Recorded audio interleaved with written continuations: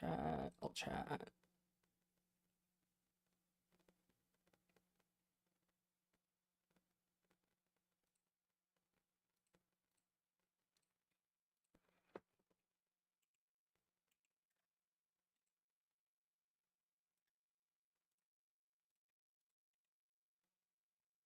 Hello.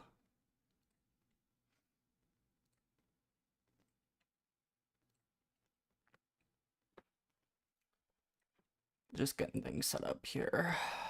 Checking on. I have.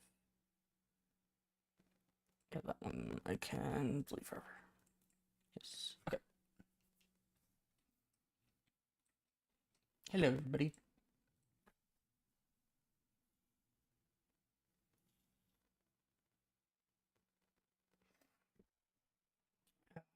Over there.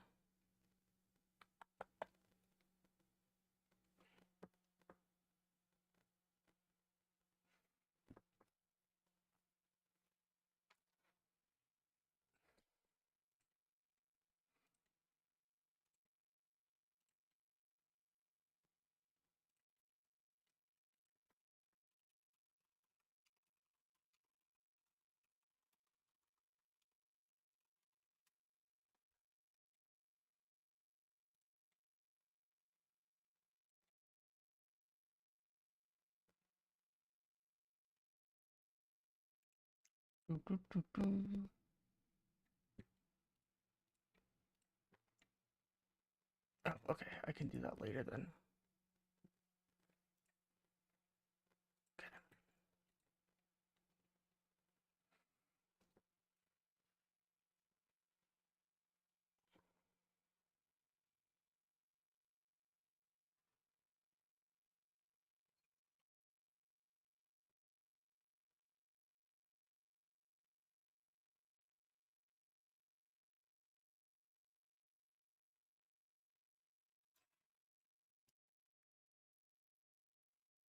Just sharing the thing.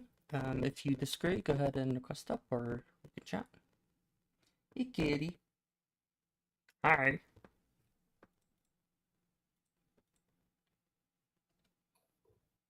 Hello.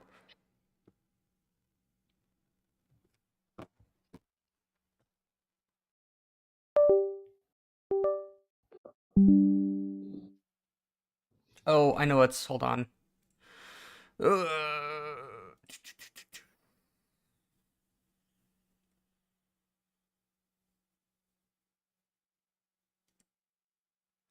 Um.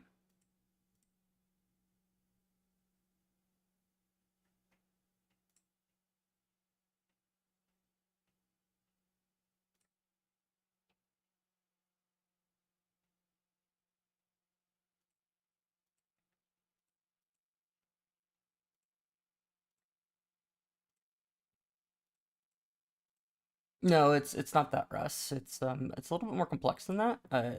It's that not essentially non-affirmation leads to poor life outcomes, as the primary driver, and this is backed up by a number of studies that have been done.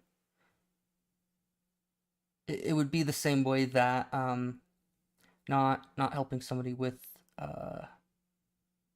like not giving somebody chemotherapy when they have stage 1 cancer leads to a higher rate of them, not living after like 5, 6, 10 years. It's the exact same type of thing.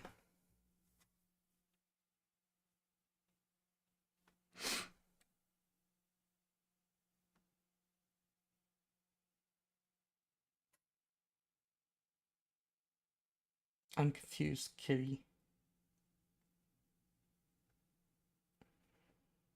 Oh, okay. Oh, 6 people, 7 people. Yeah, there's actually people here today, shockingly. Um.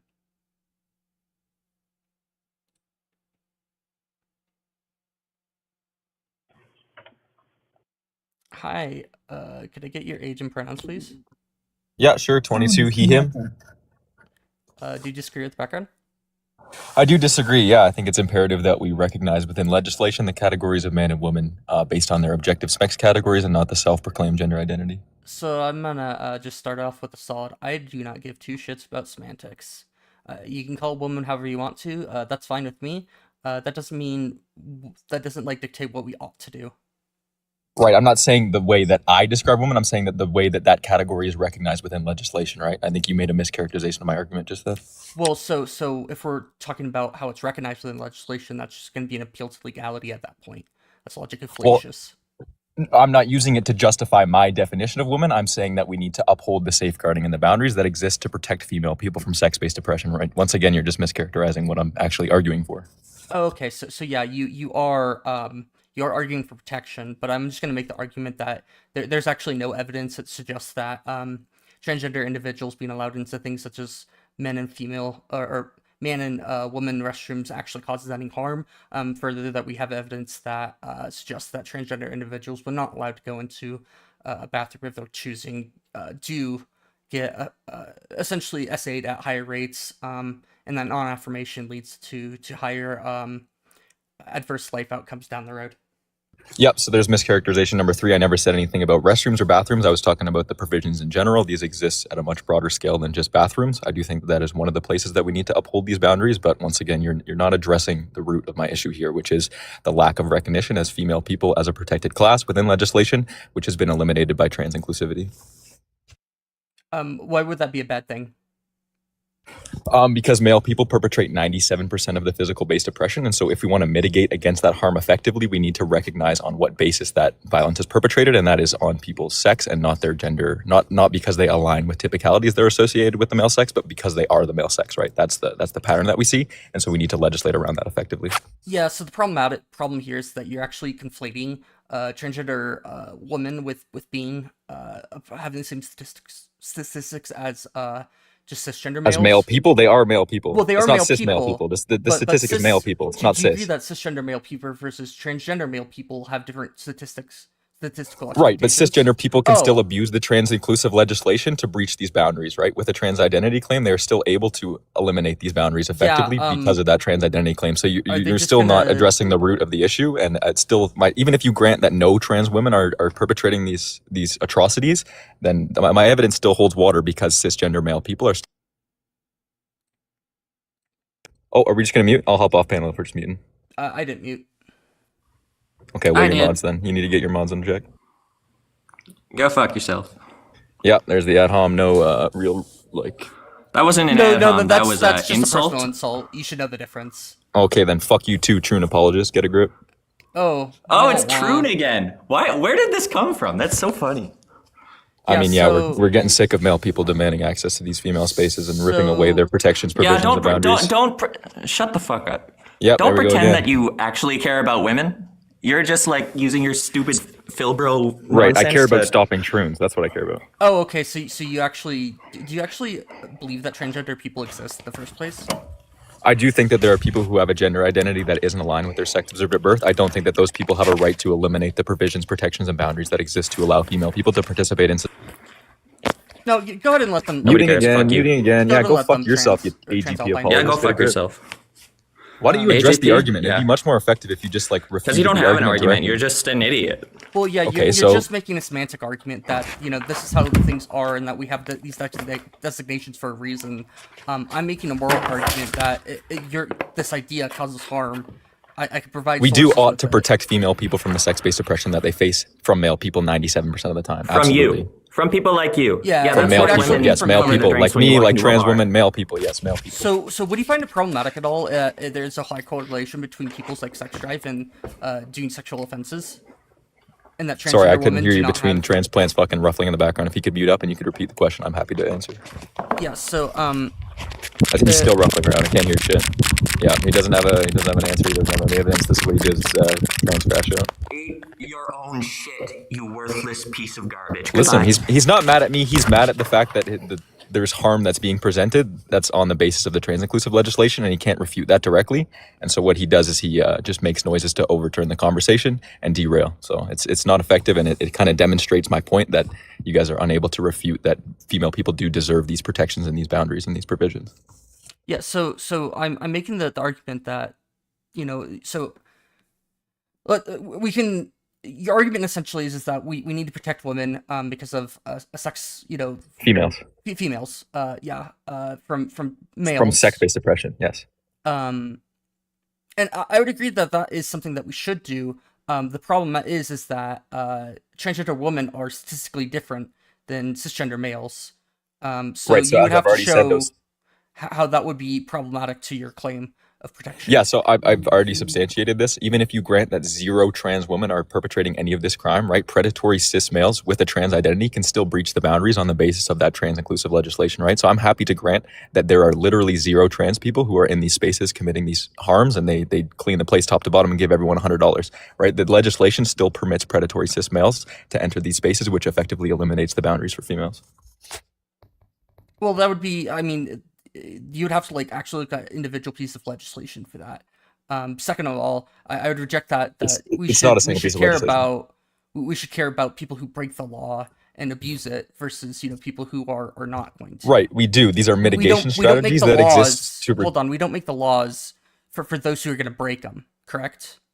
Right. We make them to mitigate against the harm as much as reasonably possible, right? And so that's why it's so crucial that we acknowledge the asymmetry of this perpetration of violence when it comes to the sex categories. We see 97% versus 3%. And so if we want to mitigate against Yeah. that So effectively, you're we can't still say that male bringing up the people, idea that transgender women are in the same statistical category. You're making this. You they keep are male conflating it. people. I don't know why you deny that they are male They people. are That's, males, but the statistics about what crimes they commit and how often things such as sex drive and other things are significantly different in transgender women versus cisgender male.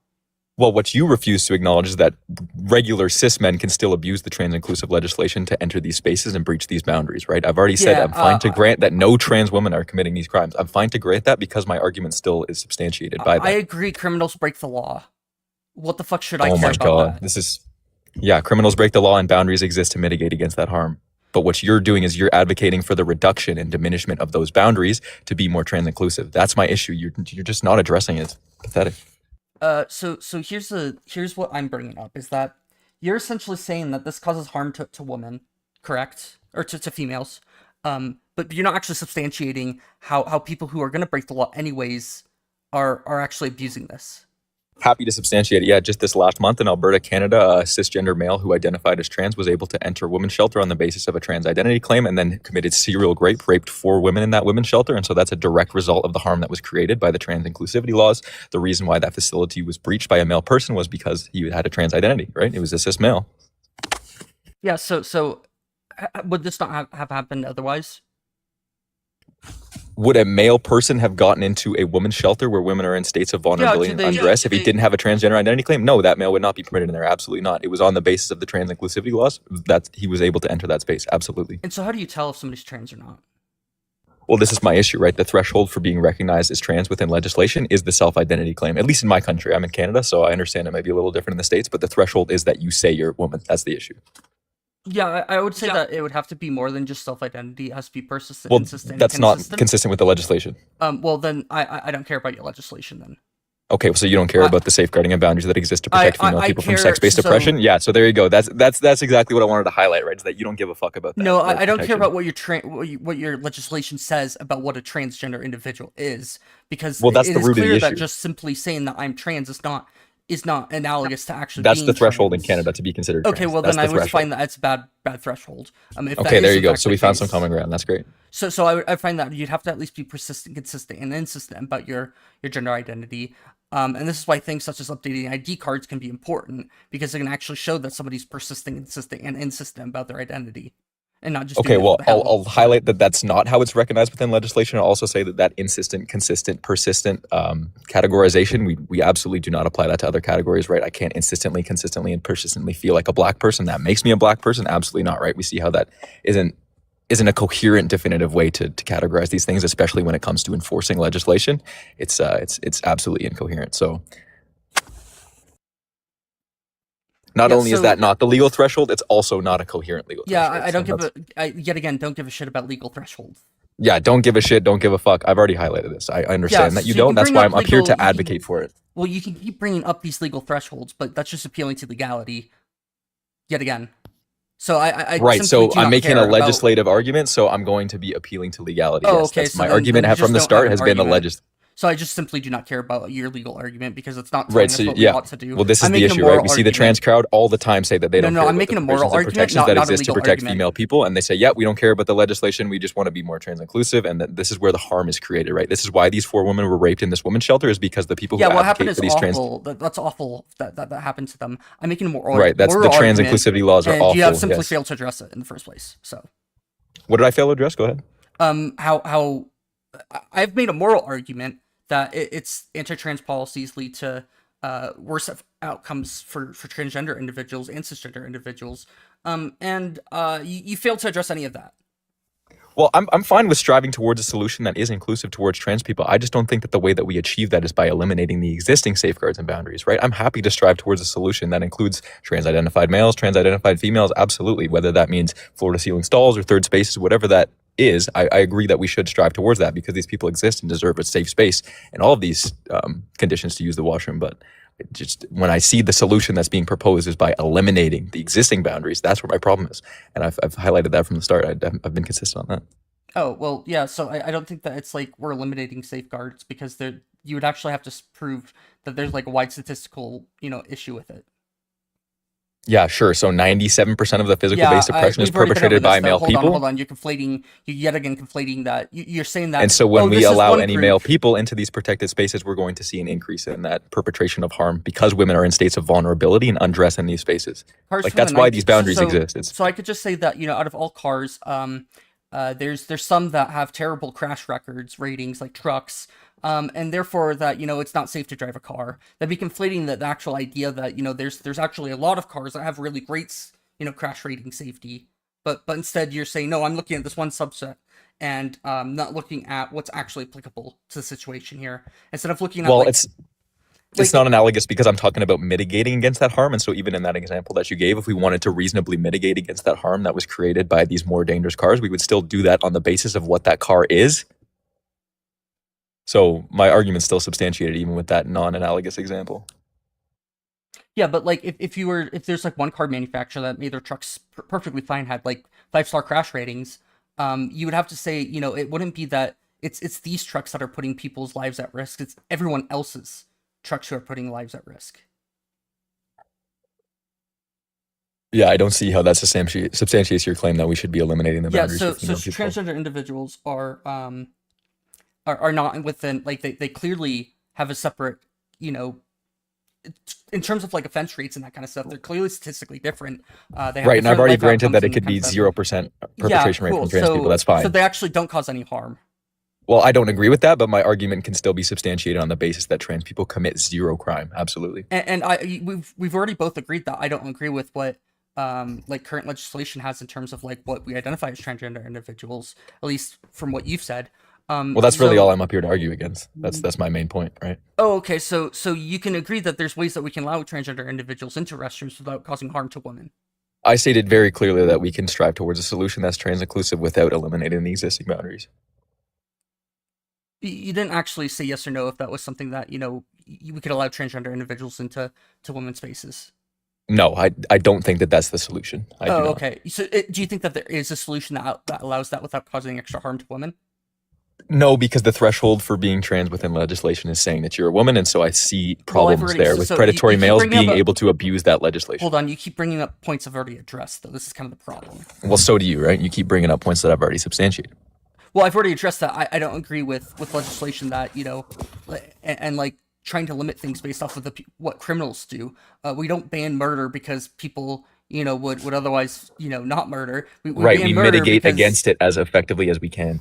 Yeah, and it's the criminals who violate the law at the end of the day. Right, and so when we observe this asymmetry in SMEX-based oppression, the way to mitigate against that as effectively as possible is restrict who has access to spaces where females are in states of vulnerability and undress. So we put these restrictions up for people who don't care about restrictions.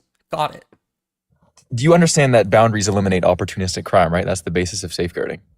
I mean, in some regards, yes, but I don't. No, not in some regards. That is what safeguarding is, right? You need to acknowledge that's what safeguarding is designed to mitigate against. So you're not addressing that.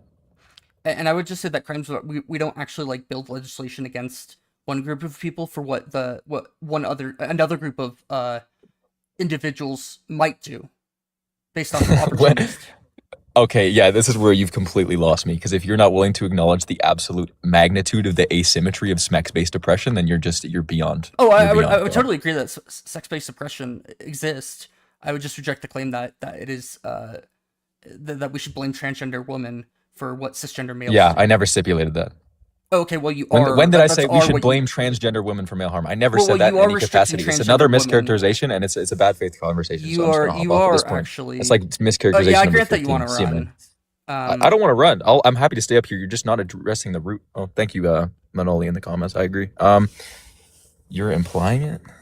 Yeah, you're actually just implying that that's the case. The thing is that you're basically implying that transgender women shouldn't be allowed into the women's restroom because of what cisgender men do. Well, it's what male people do. I've highlighted that. It's what cisgender men do. It's not cisgender men. It's male people. It's cisgender men actually. That's the category that causes the most. The statistic that I'm referencing is categorically male people. So I don't know why you're denying that. Like, I'm citing a specific statistic that outlines the perpetration of this harm from males versus females, right? It's not cis and trans. It doesn't make that distinction. Trans women fall under the category of male people. They transition from male to this kind of emulation of regressive stereotypes. But we know that it's the cisgender individuals that are the problem. You would need to substantiate that before we eliminated the safeguarding and boundaries. I mean, we could just give it a Google. Are cisgender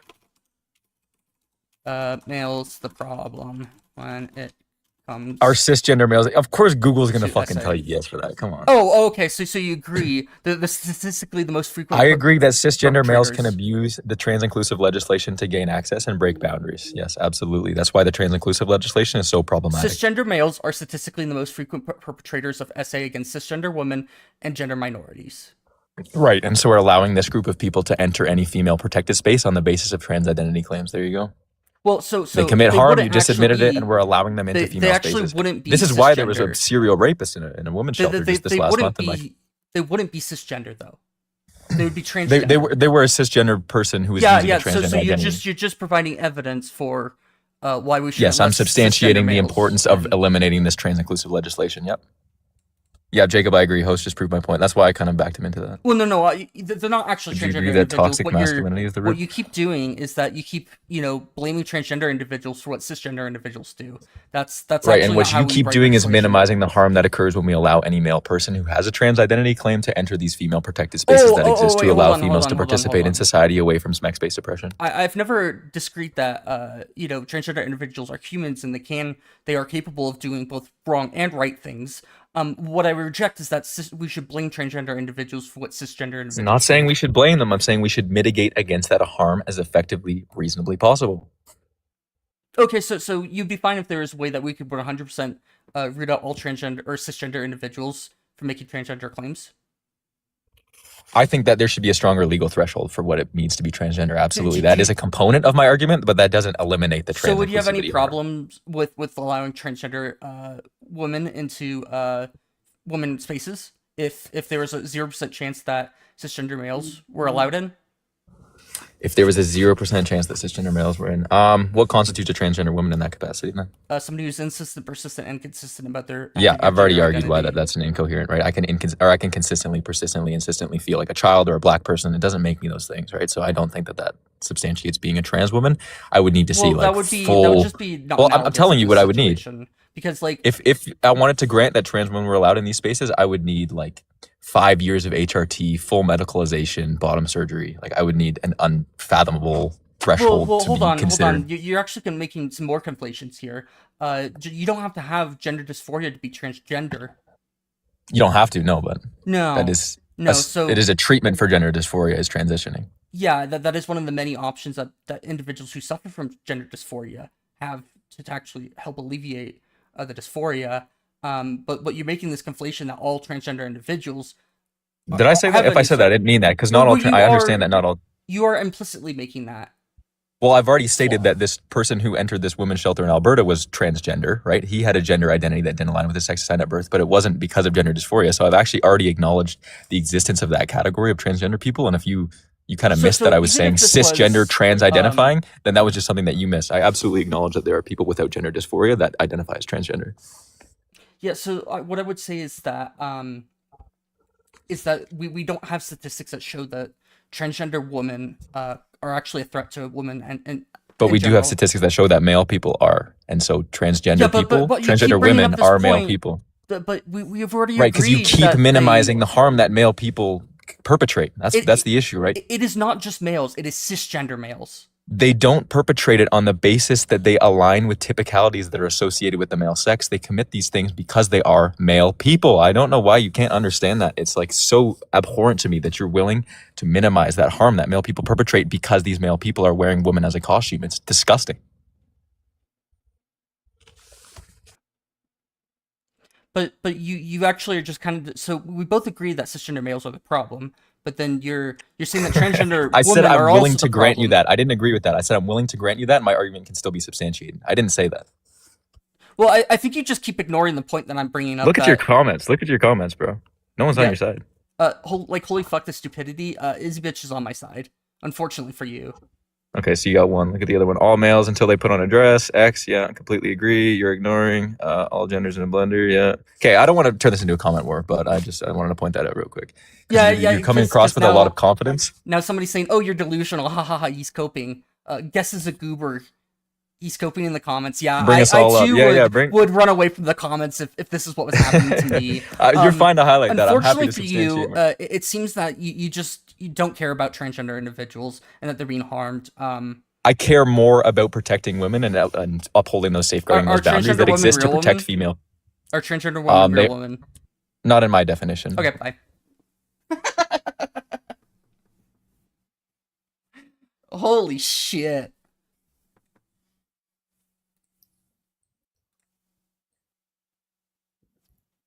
Cucumbers! Hello. Hello. That was wild. Oh, you said that you wanted to go anyway, so yeah.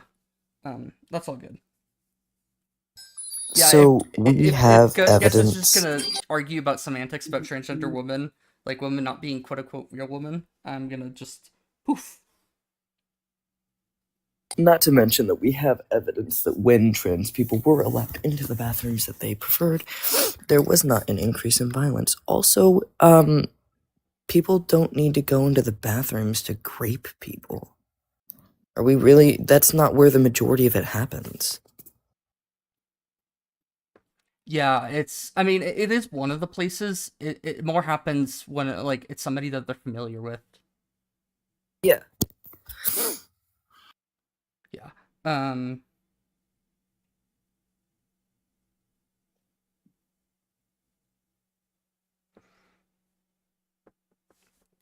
How's your day going though, Pickles?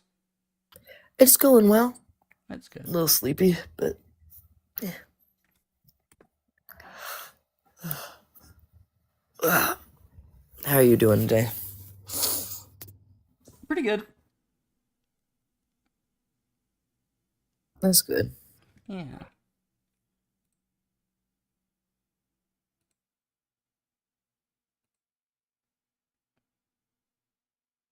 I'm gonna bring up Delilah, and then I don't know how many more. I don't want to have too many guests up here, but Delilah tends to be pretty quiet too. So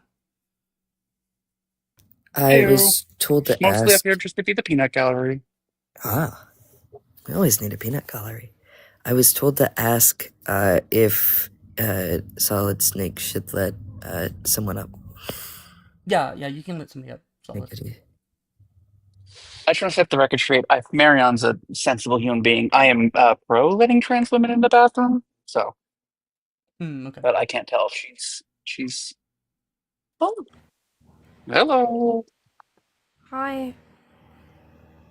Hi. Do you just hear the background? Questions, comments, concerns? Yeah, I do. Could I get your age real quick too? I'm 23. Okay.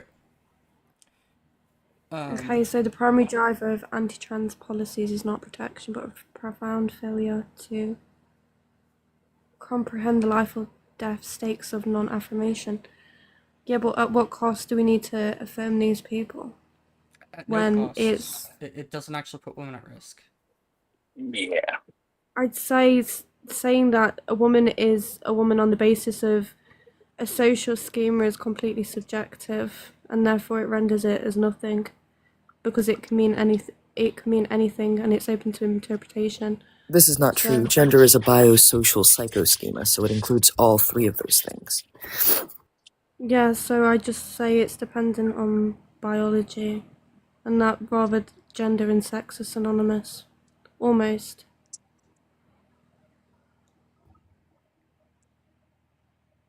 Yeah, but the opposition to allowing like transgender individuals to be affirmed would be to not let them be affirmed, and we know that this leads to adverse life outcomes. So this is actually just harming individuals to go against it. So in order to minimize harm to individuals, including minors, we ought to do what the science has statistically shown us to be best for individuals across the board. Yeah, but didn't the CAS review kind of debunk that I mean, we can within bring up 8 the CAS years? review, the CAS review had a 0.3% regret rate among things places like GIDS, which Yeah, was the because primary that was UK. because of, pardon, that was because of the pipeline of puberty blockers, HRT, and then cross-sex hormones. It's within, I think, 8 years that they start getting dysphoric again. Well, I mean, there's clearly going to be some dysphoria that goes on. I mean, that there's likely, I would say, some dysphoria that happens after getting surgery. It's not like we can just snap our fingers and make somebody a different, have completely different genitals and solve all the dysphoria. That'd be amazing if we could. But But that's the whole point. we simply Is you're can't do taking that quite. But we can try. No, it eases, but people Yeah. are still people, and Yeah. sometimes I've got to ask a question for a psychological disorder because it's in the DSM-5, what like the medical guidebook, right? you mean gender dysphoria Yeah, is. yeah. So what I'm saying is, why would we then? I don't want to use the word mutilate, but why would we risk functionality, mess up the endocrinology, and potential? I don't harbor too much on the fertility, but that's still an aspect.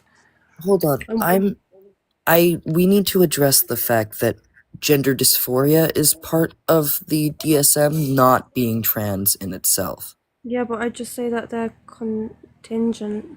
They are not. So yeah, Okay, You do not require dysphoria to be trans, and also not, but you trans is do. having an incongruency with one's sex and gender Right, rights. but it doesn't, so, gender dysphoria is the extreme distress of, the misalignment, and also not, only trans people have it. it is the dysphoria is Okay, the so distress itself. yeah, I know what dysphoria means. So anyway, But okay, so in this like in the instance, actual why would you?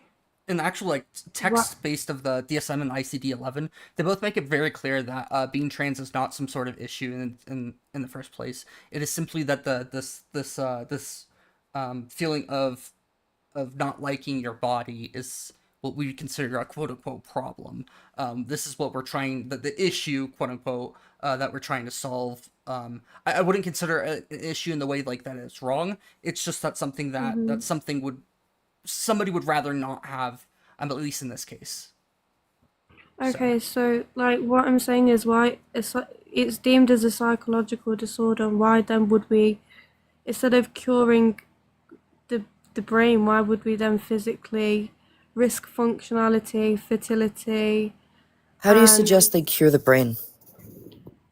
I'd say by not affirming it and by saying that you, as a man, you can wear whatever, but that doesn't make you the opposite sex. Because I feel like people conflate liking femininity and masculinity as being man and woman. So because I do X, Y, and Z and I align with female, well, you can't align with female because you're inherently not female. You compartmentalize female, and and that's apparently what makes your identity. But what I'm saying is, because you can't inherently be that thing, I wouldn't affirm that. It's not that they're trying to become females either necessarily, based off of like with current science. It's it's that they feel more comfortable being women. Um, it's it it's that affirming is the only option that we have seen that leads to actual an improvement in people's lives. I thought just leaving children alone who have gender dysphoria, quote unquote, it alleviates when a normal puberty is induced. And then I'd ask the It does question. not. It I mean, there's studies that say it's about 82%, Can you show and me that those Oh, studies? hold on. Actually, yeah, that number is very that number sounds familiar. I might actually know that study off the top of my head, or yeah. it might be in my notes. I mean, 82. Dr. AZ Hakim says the same thing as well. So unless you're going to discredit Dr. AZ Hakim, who's I'm like, asking you to give me the source so that I can look into yeah, it I further. thought Host had AZ. it, but I'm just AZ Hakim, and I think he's the only or the number one um, sex. Yeah, you can say it's appealing to authority, but I mean, that's the whole point in a source. And the fact that he's like the number one like gender psychologist. I would say that would technically be often seen as Kenneth Zucker. I don't agree with a lot of what Zucker says because he's had a lot of at least his studies have been pretty methodologically flawed. Um, Mm. from for a lot of the like the dissonance statistics that we see, um, a lot of them, if you look at like meta-analysis of these studies, what you can see is that a lot of them do some sort of they're like multifaceted issues where they'll take individuals, um, like I'll bring up this one that is it's by Newhook et al. Published in the International Journal of Transgenderism in 2018. Critical commentary on the follow-up studies and quote unquote dissonance theories about transgender and gender nonconforming children. Um, it looks at four often cited studies and asks if what this is what we should be using as backbone and for what is taught as practice. And it doesn't include the studies into what was referred to as transsexualisms from the 70s, 80s, and 90s. I can give you the studies that it used, but they were recent, widely cited studies that they looked at, and they Sure. they there's a lot of times. So, 3 out of 4 studies, if somebody started the study and then didn't later continue on with the study for whatever reason, they were were assumed to have desisted. We don't know what happened to Mm-hmm. these individuals, but these studies all just 3 or 4 out of 4 of them just assumed no, they just they were I bet clearly you he won't. I uh bet you he'll come after Christmas and be an asshole too. Pardon? Pardon me, think. Are you um speaking to me then? No, I'm not making. Yeah, you are. The people who did not attend the follow up, about 30%, 25 to 30% of the people didn't Mm. attend the follow ups. And most of them only had 30 to like 40% of them did not qualify to be clinically diagnosed with gender identity disorder, which was the Okay. previous diagnosis underneath the DSM 3 and DSM 4. Mm-hmm. So do Um, you think, okay, so even so, do you think children can assent for having their puberty blocked and um, potentially like jeopardizing reproductive function, messing up endocrinology with the HRT, bone Okay, hold density? on. No, So because you hold just said on. This is a little HRT. bit of a non-analogous too, uh, because this is seen as life-saving care because it does actually lead to people having a better result in life outcome. So we can't look at it as simply like a choice. We have to look at it as a broader medical issue as well. Because I assume you'd agree that kids can't consent fully knowing what Yeah. the what open heart the risks of open heart surgery are. But Yeah, nonetheless, sure. if a kid needs open heart surgery, we're gonna damn perform it because it's gonna save their life. Yeah, but Because that's restorative medicine. That's restoring what priorly was. That's that's not risking. I mean, I just say that more so it's for aesthetics, to then change your endocrinology and be a patient for life. I do want to clear something up because you said HRT when referring to puberty blockers, and that is No, not. I was saying that the pipeline. So, albeit you can pause puberty and then go back, but the studies show that the pipeline is puberty blockers to then HRT to then the pipeline to surgery, which is quite a high percent. And I don't care, I do I genuinely wonder think why. it's for aesthetics. Because when a normal puberty is induced, apparently these people just grow up to be gay, lesbian, No, they grow up to hate masculine. themselves. How? Like a very large amount of people who do not get the treatment that they need when they are kids, they Or grow up and they have thoughts of self unalivement, or they don't grow up because they or go they through don't it. grow up because right. So you think children can assent to the former? I do, because I think that the opposite is allowing. I think that That's allowing trans kids, or not allowing trans kids the puberty blockers that they need, is the same as giving hormones to a kid who does not. It is the same to giving a cis kid the opposite hormones. also like so. Okay, so Puberty blockers also aren't like when people talk about puberty blockers, they're like, oh well, it's not actually it's not something that actually is used uh to actually mitigate existing dysphoria. It's to prevent further dysphoria from happening. It hits the pause Yes. button on development, okay. and we can Can hit I the just unpause I button too. I just want to say, like, why is everyone saying that I'm not sober in the comments? Like, I am. I just talk a bit monotone. I don't understand. I don't know. But yeah, I would I I just would say just that's a ignore the slippery comments. slope fallacy, and that we shouldn't be giving the children. It's not a slippery slope fallacy because we have evidence as to why giving puberty blockers to kids stops them from wanting to unalive themselves. We have statistics for this. Well, I have statistics saying that when a normal puberty is induced, that they desist. Was this Having somebody gender who was diagnosed with things such as gender dysphoria, and that we know that it desisted because they changed their mind, or is it because of other external factors that they have a society that was such not as accepting them, so they just quiet down about their gender dysphoria because their parents were beating them beforehand? Because like this is something that we know happens actually, they're unfortunately. beating their children for having gender dysphoria. Yes. Yes. So why Yes. would they even take them to the doctors in the first place?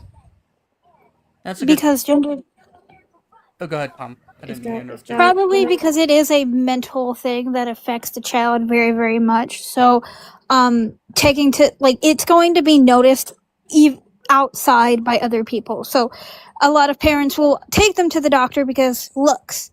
Hey, I took my kid to the doctor. I'm doing something right. But behind closed doors, they're actually trying to beat it out of their child. This is something that does happen, and gender dysphoria is something that is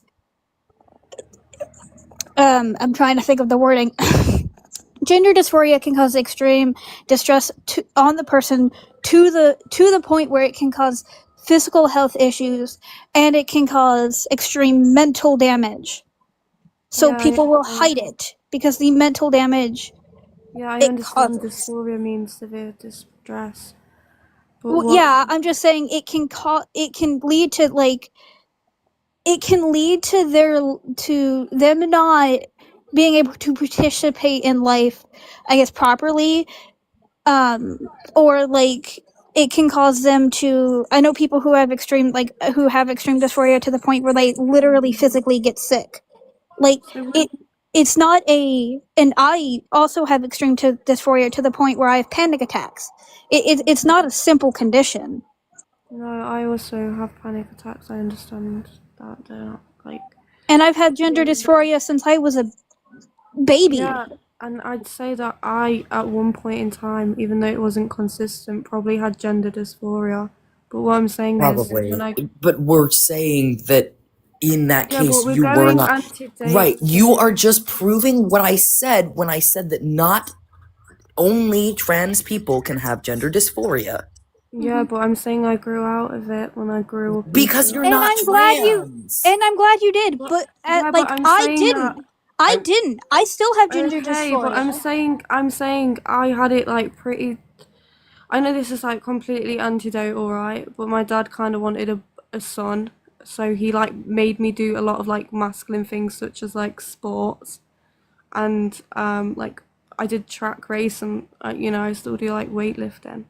But Okay. what I'm saying is I grew out of that when a normal puberty was induced, and I know that's completely antidote or do with that what So you you're will. not trans. Yeah, that Well, that yeah, gender dysphoria. evidently.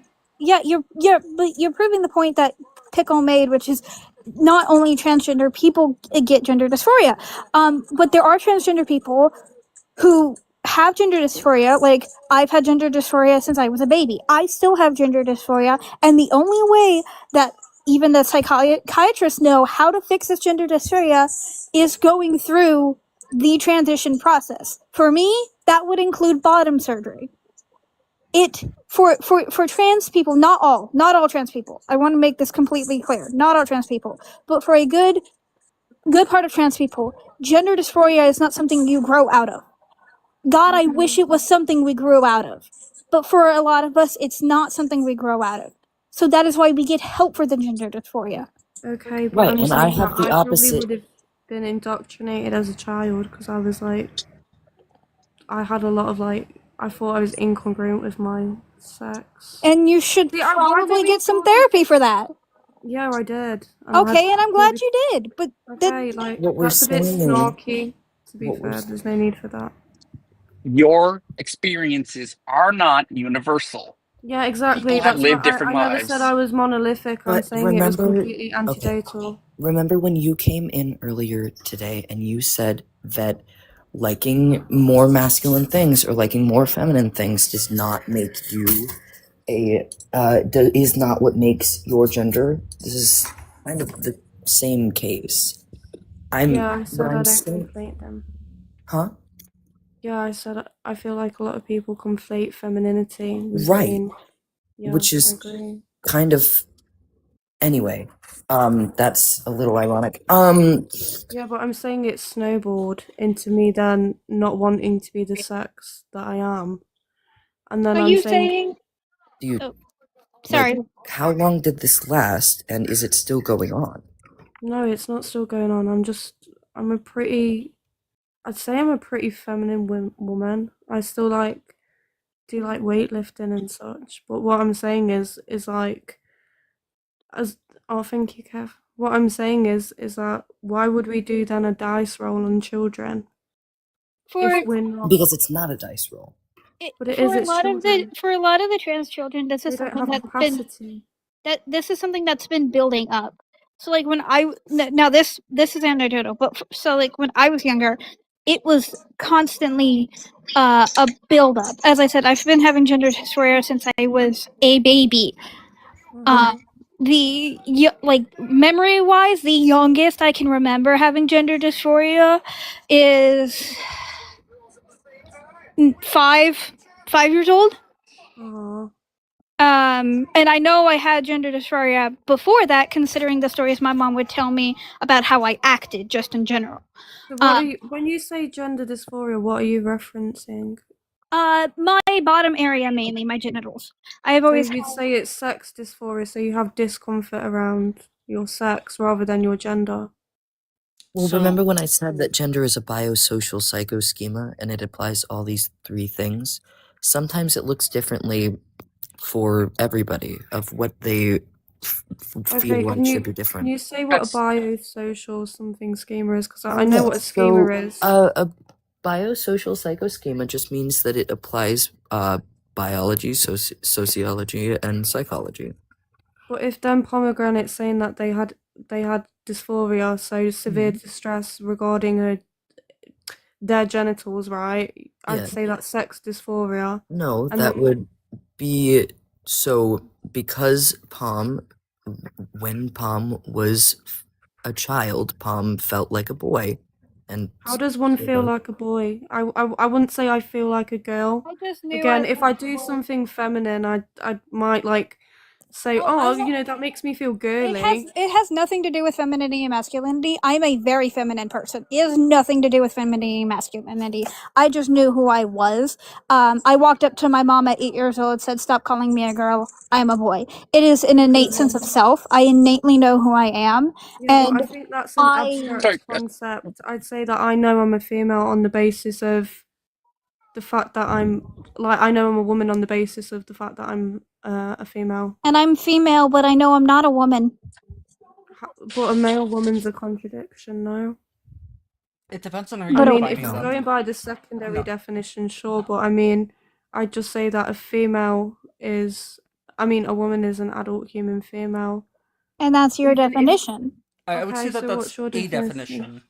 I would say that, like, when I would go with a definition, I'd bring up that as being part of the definition, but also, like, somebody who identifies as a woman based on what they find is important to them. And this would include things such Yeah, but that's as circular. You're saying a woman My is a woman. definition, because you asked, is someone whose gender identity aligns. This is for women, but it goes vice versa for men as well.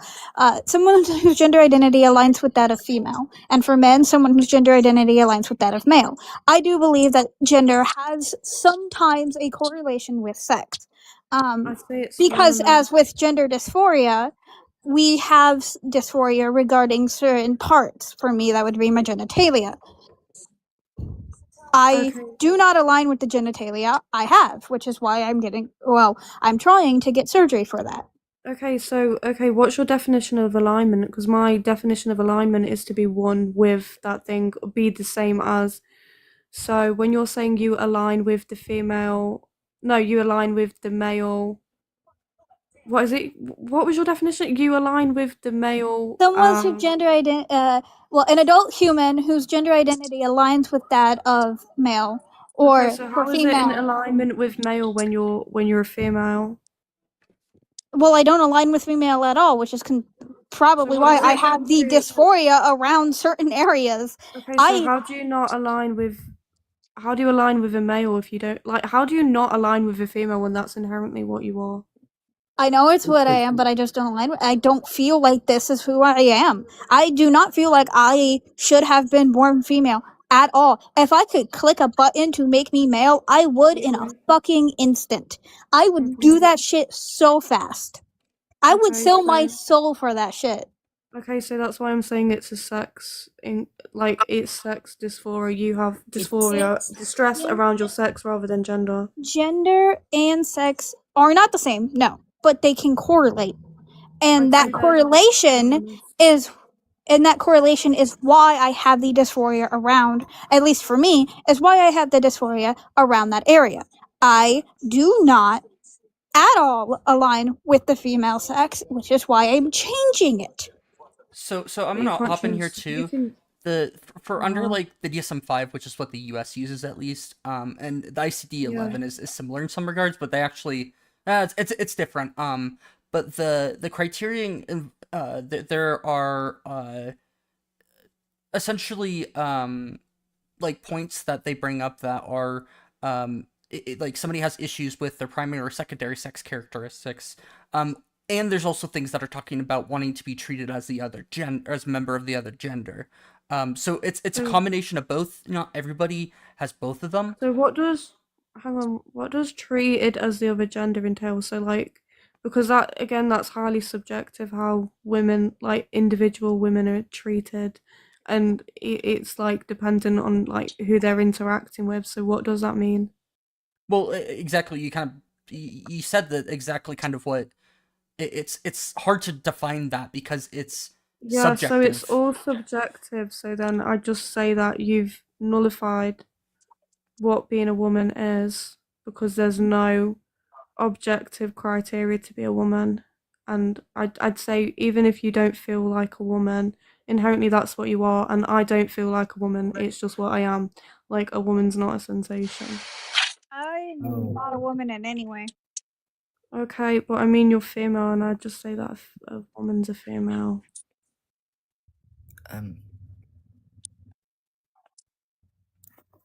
I Thank you. I think it was Infinity. Thank you for the rose.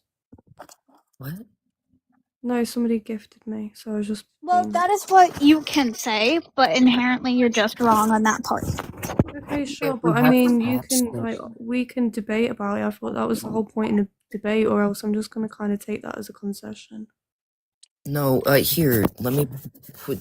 We know that this is a that there's brain scans that have shown the No, difference in. no, I'm gonna stop you there, Cucumber, right? Because there's Okay. no objective female or male brain.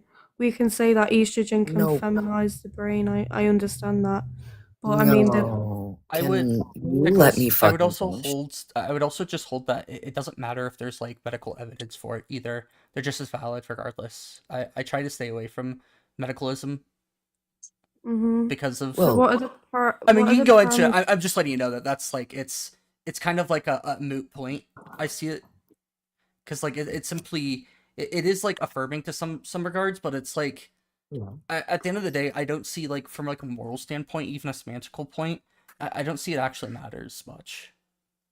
But I mean, if that was obsolete and we could see, thank you, Kev, and we could see that brain scans are what makes some person trans, then we just use brain scans to then diagnose people rather than Because it throw a can go dice into roll the at the children. biosocial psychoschema. Those things Yeah, can. that means nothing. That's subjective. That means that How is being a that? woman is Okay. an interpretation of Can what we you let perceive to be a woman.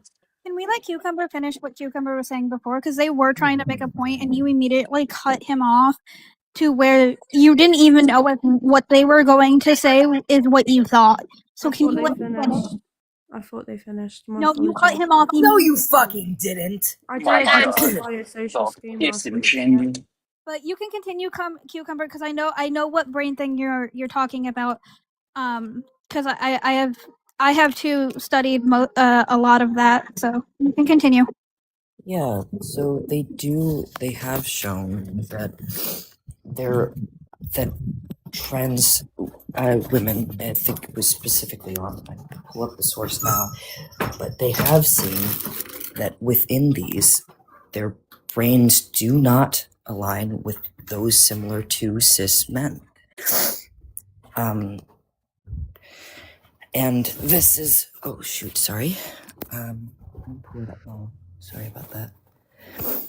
I completely got confuzzled because I had my train of thought and then it crashed. So, The transgender people's brains kind of have a unique phenotype to them, which is not in exact alignment with the brain structure of cis men. It's not in exact alignment with the brain structure of cis women. No, there's not a female and male brain, but there are structural differences. For transgender individuals, their brain structural phenotype is a bit different. this is also So what's the before functionality? this is also before hormones have been used as well. Yes. Okay, so what's the functionality of the like dimorphic parts that are different?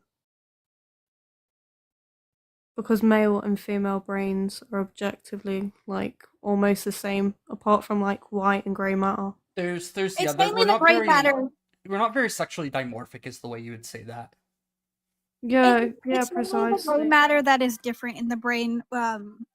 In the brain studies that they did the tests on the gray matter, and the gray matter is different than what you would generally find in cisgender people's brains.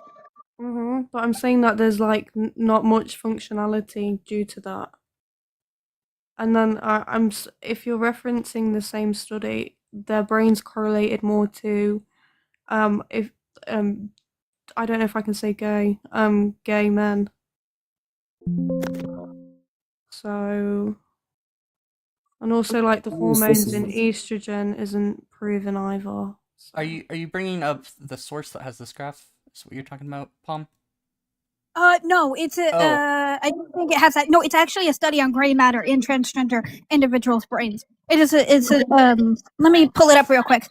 Oh, okay. I'm saying that there's not a lot of functionality between, I think it's grey and white matter. Like it's just like processing, and like I think it's like reaction time and how they like react to like stimuli. So there's not a lot of functionality. So I brought up another. There are other. That is another study I did read, by the way, Stotsky. There are other studies that show the difference in the phenotypes. I'm just stating to you that specifically the gray matter study. I can bring up other studies if you need.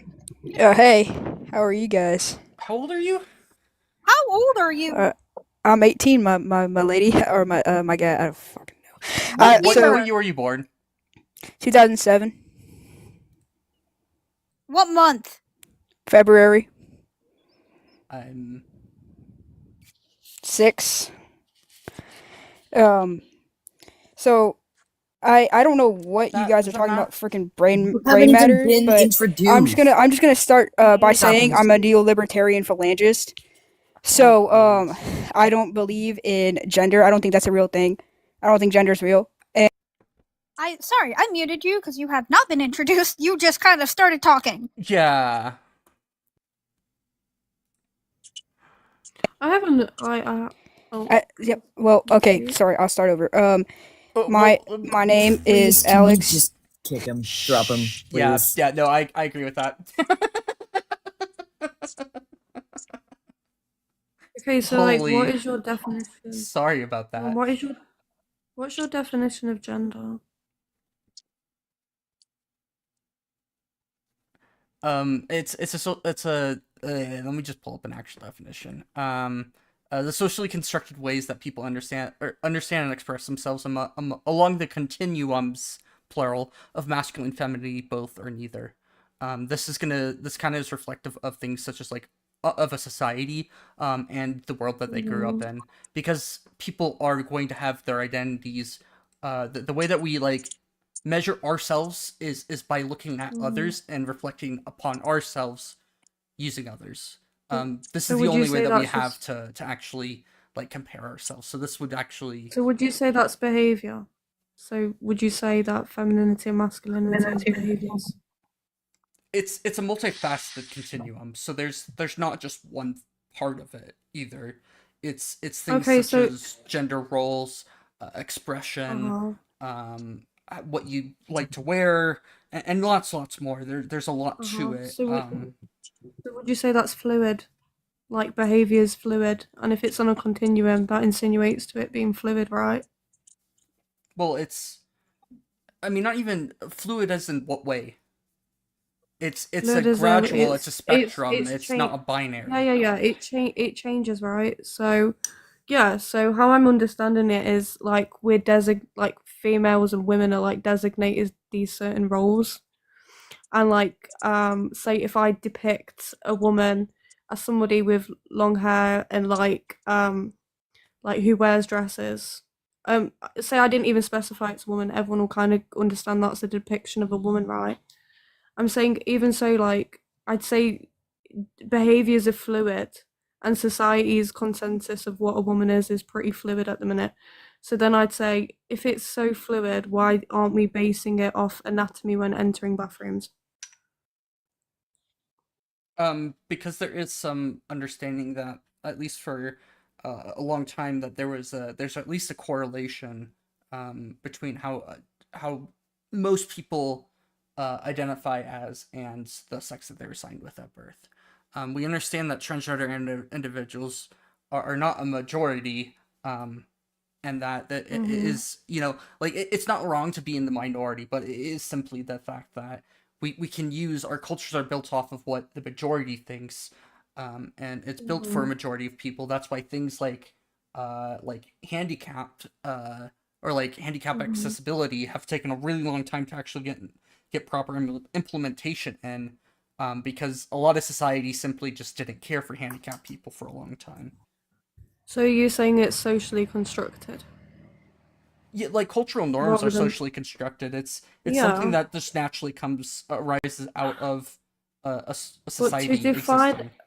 define a woman based on cultural norms, and obviously like generalize women and men for that matter in that way, I'd say that's more reductionist than basing a woman off anatomy. Well, How is basing a woman off of anatomy not reductionist?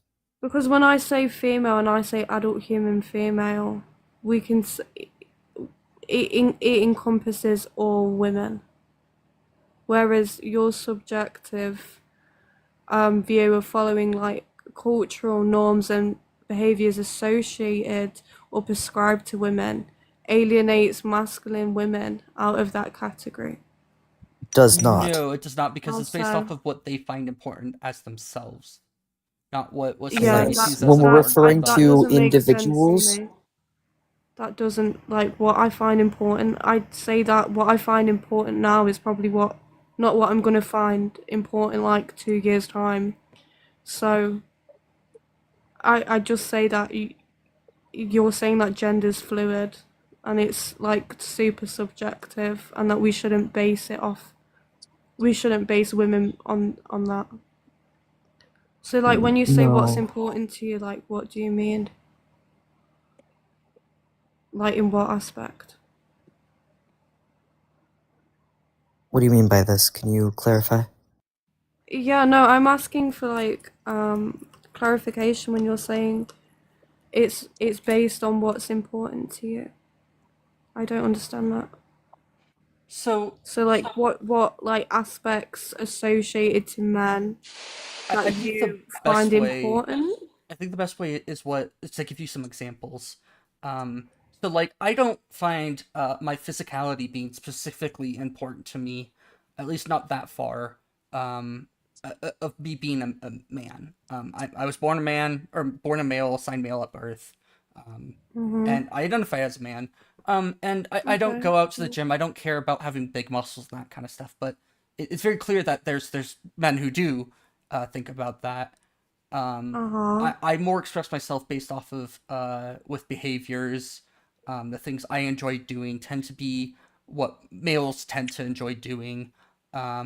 I wear But that. more masculine clothes. So like if I go to a Mhm. formal event, I prefer to wear like I would feel distressed almost wearing a dress. I just don't feel comfortable in it. It's not what Yeah, I would sure. choose. So it's like there's a lot of different things that you can use to identify this. And even if like But I some mean, of these things were different, it doesn't necessarily mean that I would but would you going to the gym doesn't differentiate. Like that doesn't. That's what he's saying. yeah. Yeah, So exactly. So it's that's not what makes you a multifaceted. man. That's So what yeah, There's he's so like, saying. Right. yeah. Okay, we agree. Cucumbers, calm down. I there's don't mean not to tone police you, but like, there's no. It's a bit unnecessary. It's super uncouth. What are you talking about? This What? whole time you've been incredibly disrespectful to me. How so? I haven't You raised have my cut me voice. off when. Okay, this is fine. This is I'm not saying, fine. I just see the image of this is fine in my head. I'm saying I've not cut you off. Like, Oh yeah, so I that mean, so you've already forgotten no, that. on you literally purpose. I've did not just done it cut on them off. purpose. That's the problem, though. Yeah. Sorry. I'm enjoying this debate. Like, I'm sorry. I'm not doing it like purposefully.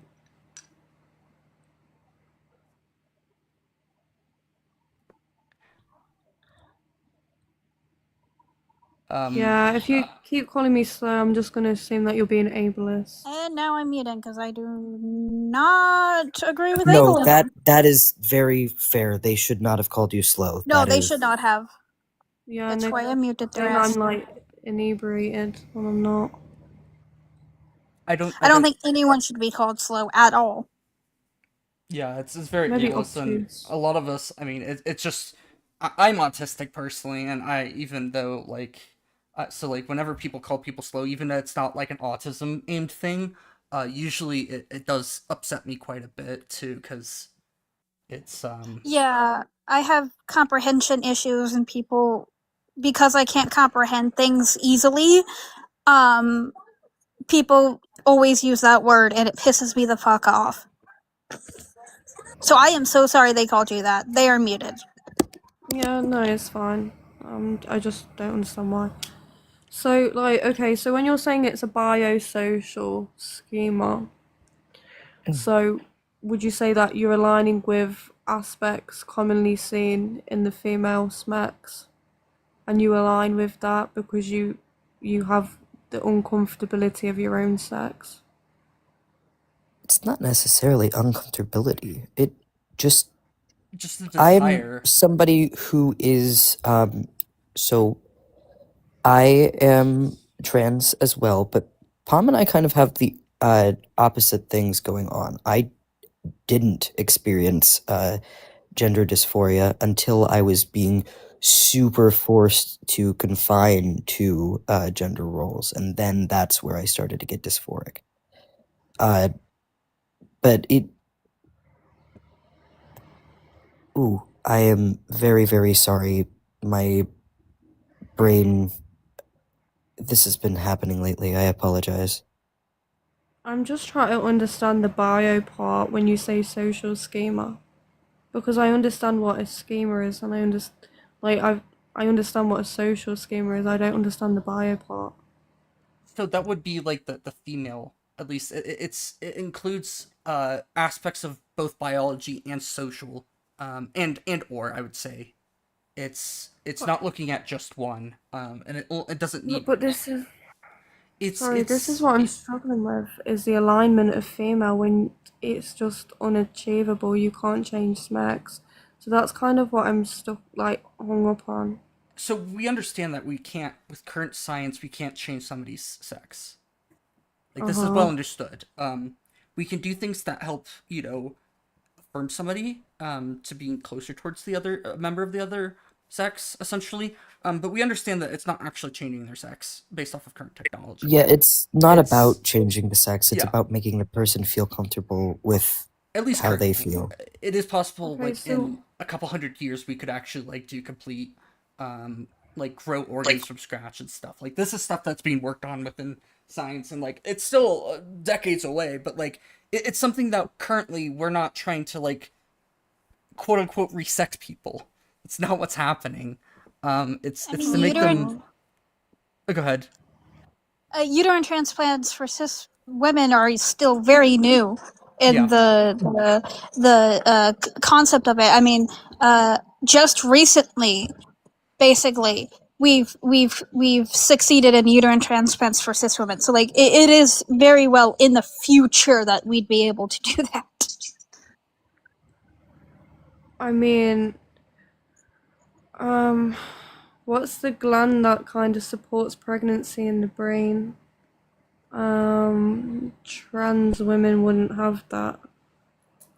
I don't understand how they'd be able to. So there's ways that we could actually like this is speculative. I'm not a member of biology. I'm not a biologist, but I do understand that there's a lot that we can do in terms of like altering genomes to fix and make things work better and in a way that we see better. And it is entirely possible. So like one ways that we could do this is in people who lack the production of the enzyme called lactase, is what's responsible for you to be able to process milk.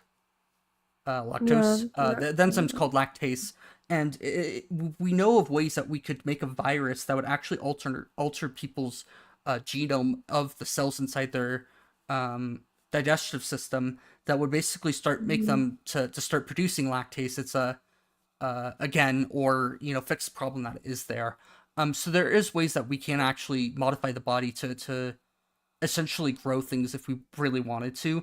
It'd be a matter of I thought. likely trying to Sorry. avoid doing that to things such as like eggs and stuff, because we'd rather not modify egg cells that are not like people consenting to this. There's I some thought ethical issues with that. I They've thought already looked lactate. into in Sweden, I believe. They've already looked into pregnancy for transgender women. That's something they've been researching for quite a while. Yeah, Yeah. but then you'd have to have your, like, to lactate and for it to be modified for the baby. You wouldn't have to lactate. Yeah, you wouldn't. Hang on. Like, okay, so what I'm saying is, in order to lactate, it comes from. It's something to do with the placenta. I'm pretty vague on this, but I'm saying how could a trans woman produce a placenta? If it's from it's determined by the male's chromosomes. So then, yeah. I don't think know. this is a little off track too, just to begin with. Like, this is something that would be future thing. But go ahead, Palm. As I stated, they're already looking into transgender women and pregnancy, specifically like uterine transplant. So if this is all theoretical. I love biology, so this is like ooh. So theoretically, they would transplant the uterus into the male. There is a space they can actually do that. They would have to modify a bit of some of the structural aspects of it, but they can implant a uterus into a male. This is besides the point, though, because not even all cis women can get pregnant. I don't understand what the point of this is. If I were also like, I don't know either. Also, like, if I were to ever be trans, like, I wouldn't ever want a baby. Fuck that. That sounds like an awful time. Like, many trans women do, though. Actually, many trans women do want to have kids. Okay, fair enough, but I mean, fuck that for me personally. That just sounds like, I don't know, I look at pregnant people and they look miserable a lot of the time. Like, okay, now don't. I would love to have kids. Yeah, I understand. I know it's just not me. That's what I'm saying. I totally understand that people feel another way, but I'm just like, I don't get it. But yeah, I mean, there's clearly going to be some divide here about if people want to have kids. I mean, it's clearly a hot debated, or it's kind of a hot topic still. I don't care if they want kids or not. It's their body, not mine. Yeah, that's I think the big thing at the end of the day. But honestly, what a ludicrous take. What a ludicrous take. not the what a ludicrous take. What are you saying? Not my body, not my choice? Huh. Yeah. But besides the point, not all cis women can get pregnant anyway, or even want to. Some don't even have ovaries to begin with. Like, it's... there's a lot to... It doesn't minimize the amount of them being a woman, which is why I think that the take of it being purely biological is reductive. No, I would say... If you purely reduce it down to what gametes they produce, you actually end up with this crazy idea that men actually can get pregnant, because you can have individuals with Sawyer syndrome who have testicular tissue and may produce sperm that can be surrogates and have but there's no such depending on how the uterus is developed. Yeah, I know it's dependent on some things, but hold on, there's Maria is trying to say something. There's no such thing as true hermaphrodite. Like I don't know how. Hold on. Yes, there is no such thing as the H word. We understand this. We understand this. So I'm saying that we go by the primary denotion. So say even if you have complete androgen insensitivity syndrome, so you've got XY chromosomes and you have some of the Wolffian structure, we still go on the basis that these ladies have vaginas. So that'd be the primary denotation. External genitalia is what we do. That's actually what we do in reality. Yeah. To make it more complicated than that would be to misconstruing what society actually does, because what we currently do under 99.9% of this, or even, there might be more nines than that, is that we just look at somebody and say, yeah, good enough, they're male or female. That's so what we do. what would you rather us do? Would you rather us like not allocate like genders to children, like in the social sense? Because then I'd just say that's the catalyst for people. I'd say that's the catalyst. Oh, sorry. No, you can go ahead. I'd say that's the yeah, no, I'm really sorry. I'm just like, it's before, I'm I'm saying that's probably the catalyst, is that because you do like feminine things, that is what causes like the discomfort with one sex, because people think they're like conflate the two so easily. Just listen to what the kid wants. Don't, like, if the kid wants to wear dresses, get more dresses for the kid to wear. If you, like, I don't understand why this is such a hang up. And like I Because don't then, think that we should take like I mean this is we should take what kids say to with some degree of um like certainty, but also like we shouldn't like immediately just do surgery on somebody the moment that they start questioning how they feel. Like this is clearly like somebody's identity evolves with them as they grow up, and like by the age of like 9 to 12, generally people have a pretty good idea about who they understand themselves as they are going to be, and it doesn't really change often through puberty too much. yeah, but puberty is actually a lot longer than like it's not like 14 to 18. The brain's still in adolescence up until about 30. The prefrontal cortex is like 25. There's a scientific like consensus of adulthood being 18 to 25, and then we've got to think of the individual. So I just say that children cannot consent whatsoever. I'd feel like putting your kid in something that's allocated to females and women, like as a like generally, would probably stem into them thinking that they're a girl because they're performing femininely. Well, but we What? agree that children can still receive what is seen as life-saving care, things that would actually impact their No, life in a positive way. I'd say that's still the slippery slope fallacy. So Well, either it's not a you slippery slope because kids can receive chemotherapy. They do because but I it's seen as mean this medically is necessary. It's and the data suggests I that get that's what I say. I wouldn't say it's medically necessary to give a kid like puberty blockers. I just say that's a normal stage of life. Then you'd be Un- incorrect. unless it's unless it's like precocious puberty. If you genuinely don't see how this affects children and how dangerous this is, you're just incorrect. yeah, I can Okay, sure. But I start mean, bringing up statistics. you're saying that somebody can have like a female can have a double mastectomy. They can take testosterone, get like vaginal atrophy, mess up their endocrinology potentially, their bone density. You think fertility. You Well, think a shoot, child if we're talking passing. about difficulties of bone density and permanent damages, are you okay with pregnancy then? Yeah, I'm not saying that. I'm just saying like you put this in the. Yeah, I don't think children should get pregnant either.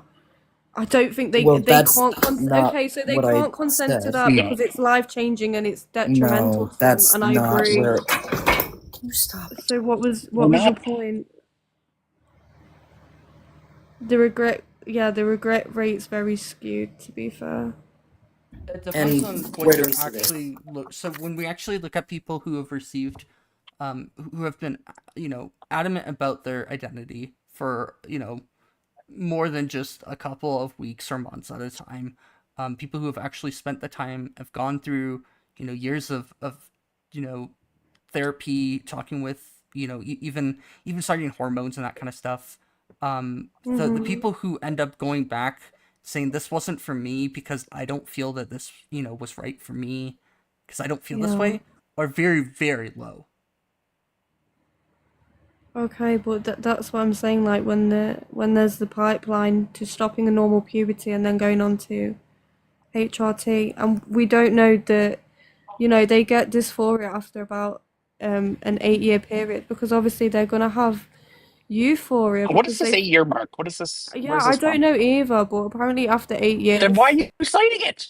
Okay, yeah, well, I'm trying to explain that, Delilah. I'm saying after the 8 year like threshold, regret rates increase. We need But you keep we need to citing like. something, and I ask, and then you go, I don't know. What is that? That's you're just nothing information. Okay, cool. I'll ask Kevin for the source. Who? Somebody in the comments. Who's Kevin? He's in the comments. Pickles! Let's see. Goddamn. Regrets. 8 No, years. Kevin's not my boyfriend. Trans. Kevin's a friend. Oh no. I don't understand the snarky remarks. Well, I know that I don't know. I recognize that. SCGM. Pickles. See, or you guys know what? Science against or science. Fuck. What is it? Society for Evidence-Based Gender Medicine. Oh no. They're very biased. I mean, I can't immediately just throw it away because it comes from them, but I've read my my fair share of things. The median time for surgical regret has reported to be as much as 8 years. Okay, let's click on that.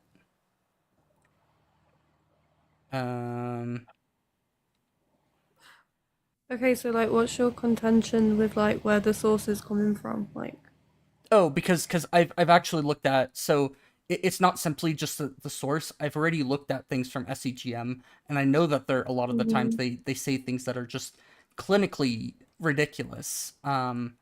Like on their homepage, they say that that the rate of medical transition in the U.S. has reached 30%.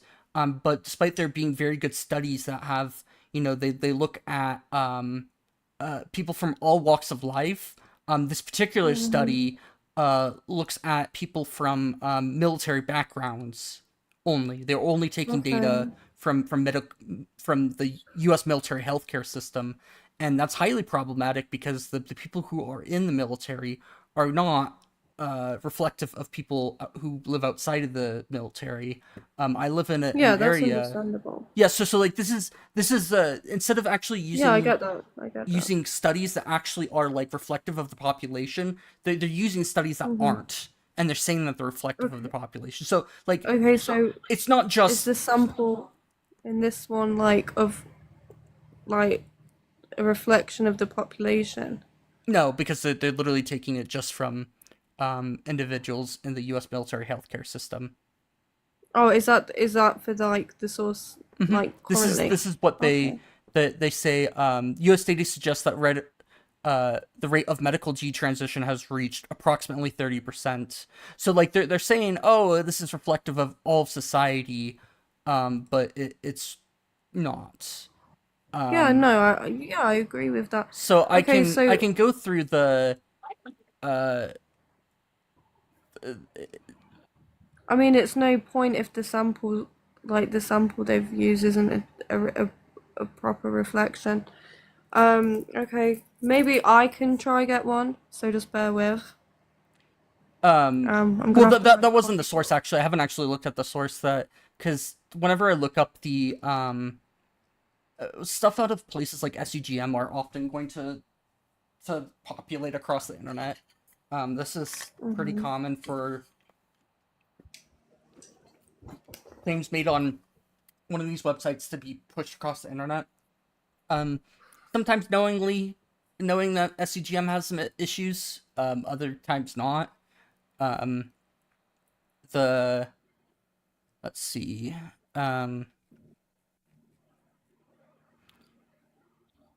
The thing that they talk about is that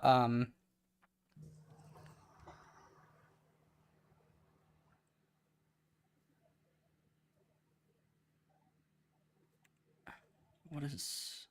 Can you perhaps like I'm not telling you what to do, host, but could you perhaps bring it up so we could read through it together potentially? I can. It's just gonna fuck it. It'll restrict the live, but I don't know how much longer I'm willing to go. Anyways,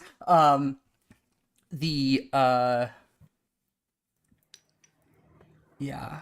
Give me a second. Where is... I can bring it up on browser? Nope, not that one. I have to add it in. Give me a second. Add source. I should probably go do my job. Okay. I'm gonna drop down. Thanks for doing these lives. Thanks for me up. The little comments. Yep, it's all good. Peace. Thanks for coming, by the way. I'm gonna have to do some shenanigans here so that this actually looks good on the. Is it? Which window is it? It's this one. So I'll do this.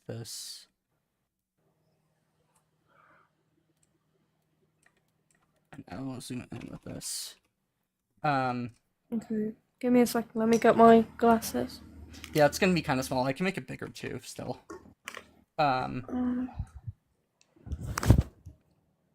Okay. Accurate transition, regret, and detransition rates are unknown. I just initially Googled. Yep, there's the restriction. I said regret. I just searched regret. 8 years trans. And this is the. It brings up here. You can see the medium time for surgery. Regret. What does the AI say? Because that will cite a source as well. So. Well, regret after transgender or gender transition is overall rare. Some research indicates the feelings of regret leading to detransition or seeking reversal can emerge years later, which some studies noting an average timeline around 8 years post-surgery or transition, often stemming from factors like evolving identity, mental health issues, social pressures, or dissatisfaction with physical outcomes, though most people report significant life satisfaction after transition. And it looks like they're citing the Guardian as one of them, SCGM. The Guardian. Yeah, I don't know what that one's all about. Is there no like .orgs or? Yeah, I can. It's citing one study here from NIH. What study is this even? I don't know if I read the study or not. There's a lot of studies out there too. That's kind of the problem too. So like I'm familiar with a handful of them. Oh, I don't like seeing Whitman being referenced. Oh, Why? What's wrong with Whitman? Her studies have been absolutely awful. They're actually like I can go particularly through them. She came up with like a hypothesis of an idea.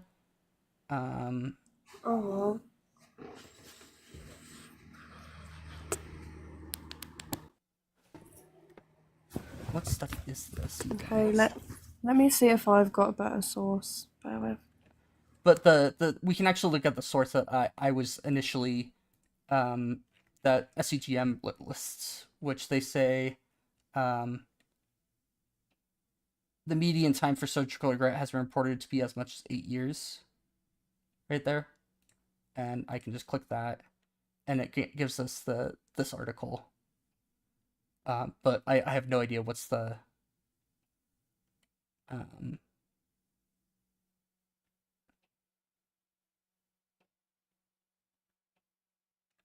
it does actually bring up the although the fact is known to some, low regret or detransition is frequently quoted. Examples from medical research include rare cases of detransition, only 0.6% of transgender women, 0.3% of transgender men who underwent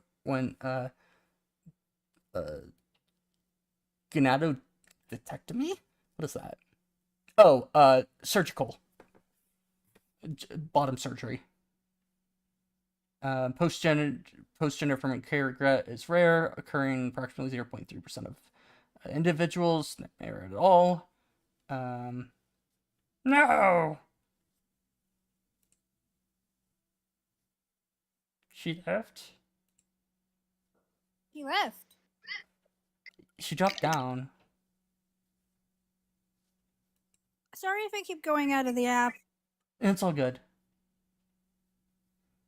Just dealing things. Some regret and detransition study requirements. Da da da da da da.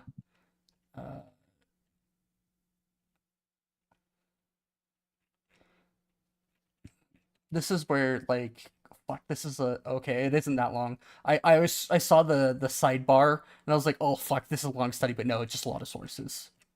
Sometimes studies have a lot of sources, sometimes they don't. This one just happens to have a lot. I love when they have a lot of sources because that means you have a lot of references for what you were. Sometimes it sometimes just they're just talking about irrelevant shit and they have to cite it because they're saying it. So,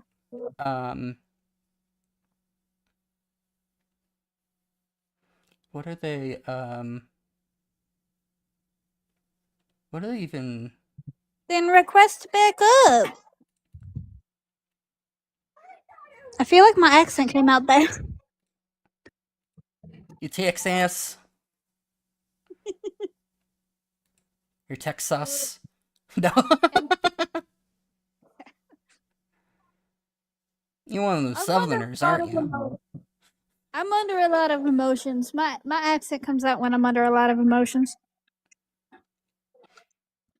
I just have a like a Midwestern-ish accent with some like Colorado has a little bit of like interesting things. So like if I say mountain, I don't say mountain. So like the T just gets 8. Mountain? Mountain, yeah. Mountain? That's how I say it, was mountain. T's and D's. Yeah, it's a little bit like there's just some weird things that like normally Midwesterns don't say that though. Like they'll still say mountain. It's also Colorado, not Colorado. If you say Colorado, you sound like a crazy person. No. Colorado. Yeah. My lisp acted up there, so I don't even know what I said. Oh my god, Cat, stay! Why are you insisting jumping in the trash bag, Cat? Stay out of the trash bag. Is she requesting backup? Hello? I don't have a request. I invited you. It says I invited you. You coming back up?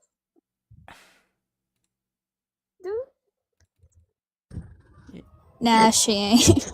It says resume live to yeah, I don't know if that's I don't know. Oh, there she is. Magic. Oh, hi. Hi. Welcome back. I'm actually trying to figure out what they are like defining as regret too, because like there's a lot of issues with a lot of these studies when it comes down to like a lot of people might quote unquote regret, but it might be just because like they've gotten a lot of social backlash from it. But I wouldn't consider like somebody's family and them like being upset about it like as actual regret of the surgery itself. I would say that that's socially caused regret. Like if you go to if you survey a very conservative area versus a more liberal area, you're gonna have different regret rates with that. So like that's clearly not reflective of how people actually feel about the what happened. May I ask if it's transgender women or transgender men's surgery? Because the bottom surgery for both are two entirely different surgeries. I'm unsure, but isn't like the complication rate for trans women like 70? Is it 70%? Complication rates for vaginoplasties aren't as high as complication rates for phalloplasties, considering vaginoplasties have more research done into them, and there are different types of vaginoplasties. So it depends on the vaginoplasty. Mainly, some complications after vaginoplasty is stuff like yeast infections, which can be easily maintained. So for vaginoplasties, there's not entirely like a high cut. Like the complications are usually yeast infections, which are easy to maintain. So yeah, but wouldn't that be consistently seen as though like the microbiome's different? So they wouldn't have like consistent yeast infections. No, that they would be treated, told to keep that area, clean. But every woman should keep that area clean. So like that's a normal thing.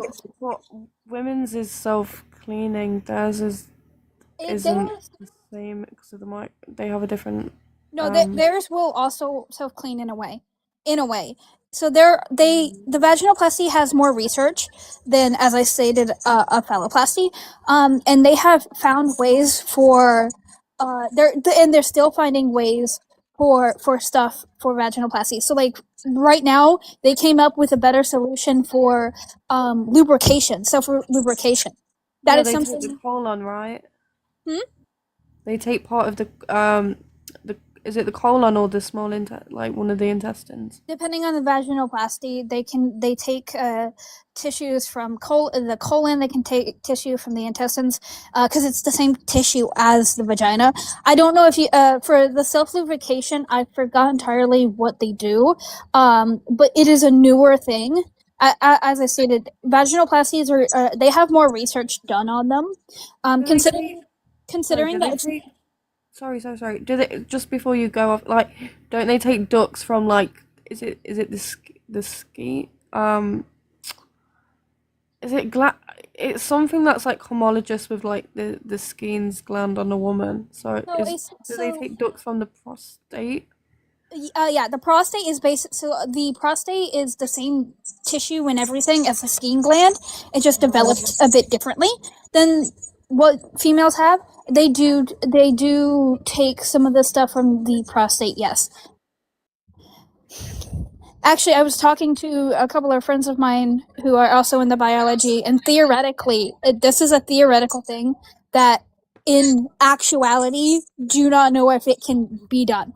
But theoretically, we could take the prostate and manufacture the Skene gland out of it. Now, that's theoretically. To put this into practice, that would probably take a very, very, very, very, very long time to research. It's a theoretical biology theory. I mean, homologous means they're from the same same tissue, right? So it doesn't mean that they're completely the same thing. They're not completely the same. They have different. Fun fact.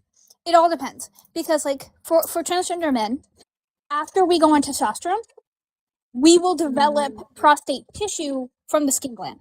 The Skene gland will try to develop into a prostate. And for transgender women, the prostate will try to develop into a Skene gland. It can't due to it already having been fully developed into the opposite thing, but it will try to develop that way, and you will grow the tissue of that thing. So, like, I would grow prostate tissue. Yeah, but the tissue's still homologous. That's the whole point of them being homologous, is that they function differently, obviously, but the tissue's already homologous. So how would it then develop into the same tissue? Because it's still the same tissue that it grew out of, so it will try to develop into the other thing. Because your body will still try to do that. Your body will try to develop into the so, like, for transgender women, their body will try to develop as female, even though they have already technically developed all as male. Their body will then try to develop as female once they go on estrogen, because that is in the womb. That is what the levels of estrogen is what makes us develop that way towards female, right? And plus the other genes activating as well. But estrogen also has a main part in the developmentation of your body parts, right? So for transgender women, when they go on estrogen, their body will try to develop that way. Same for transgender men, their body will try to develop male, even though they've already developed female. I thought it was the androgens that make you into a boy, and not so much the fact that, because obviously we are kind of like females of the default, right? So even not entirely. It's the androgens that make you develop through the Wolffian pathway.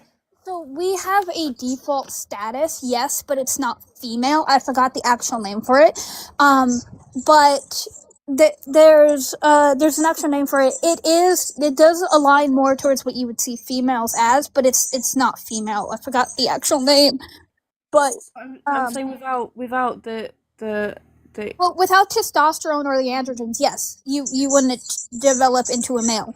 It is the activations of certain. It is the it's certain hormones that make you develop into the sex that you are, plus the activation. Yeah, that's Plus, what I thought it was, the activation of Okay, I the figured well, it out. you can have females that have the SRY gene activated. So it all it all depends. It literally all depends. So I how would you found be the female with the SRY gene activated? Would that Swyer be syndrome when has the that was SRY gene. I thought that's when you have anti-androgens. As When your Swyer body can't syndrome, metabolize. so with Swyer syndrome, the SRY gene is activated, but they're still females. On what basis? Is it because their body can't like metabolize? No, so they're testosterone? females because they still have the Müllerian pathway. Yeah. So how did they develop through the Müllerian pathway if the SRY gene's activated? Because would it not be the non-activation of the SRY gene that then causes them to go through the Müllerian pathway? So with Swyer syndrome, I guess it all depends because the developmentation process is different for everyone. Because you have people with Swyer syndrome that has more male developmentation than female, but they're still female because they have the pathway of it. And then you have people with Swyer syndrome who have more female attributes than male, like my fiance. He had mainly he had the testicle tissue and the XY chromosomes, and that's about it. He didn't have ovaries though.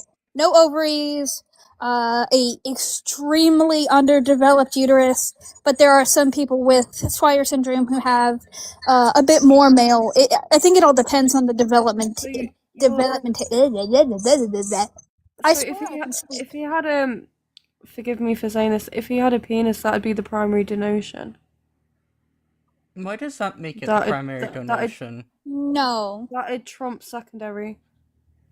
That's why women with complete androgen insensitivity syndrome.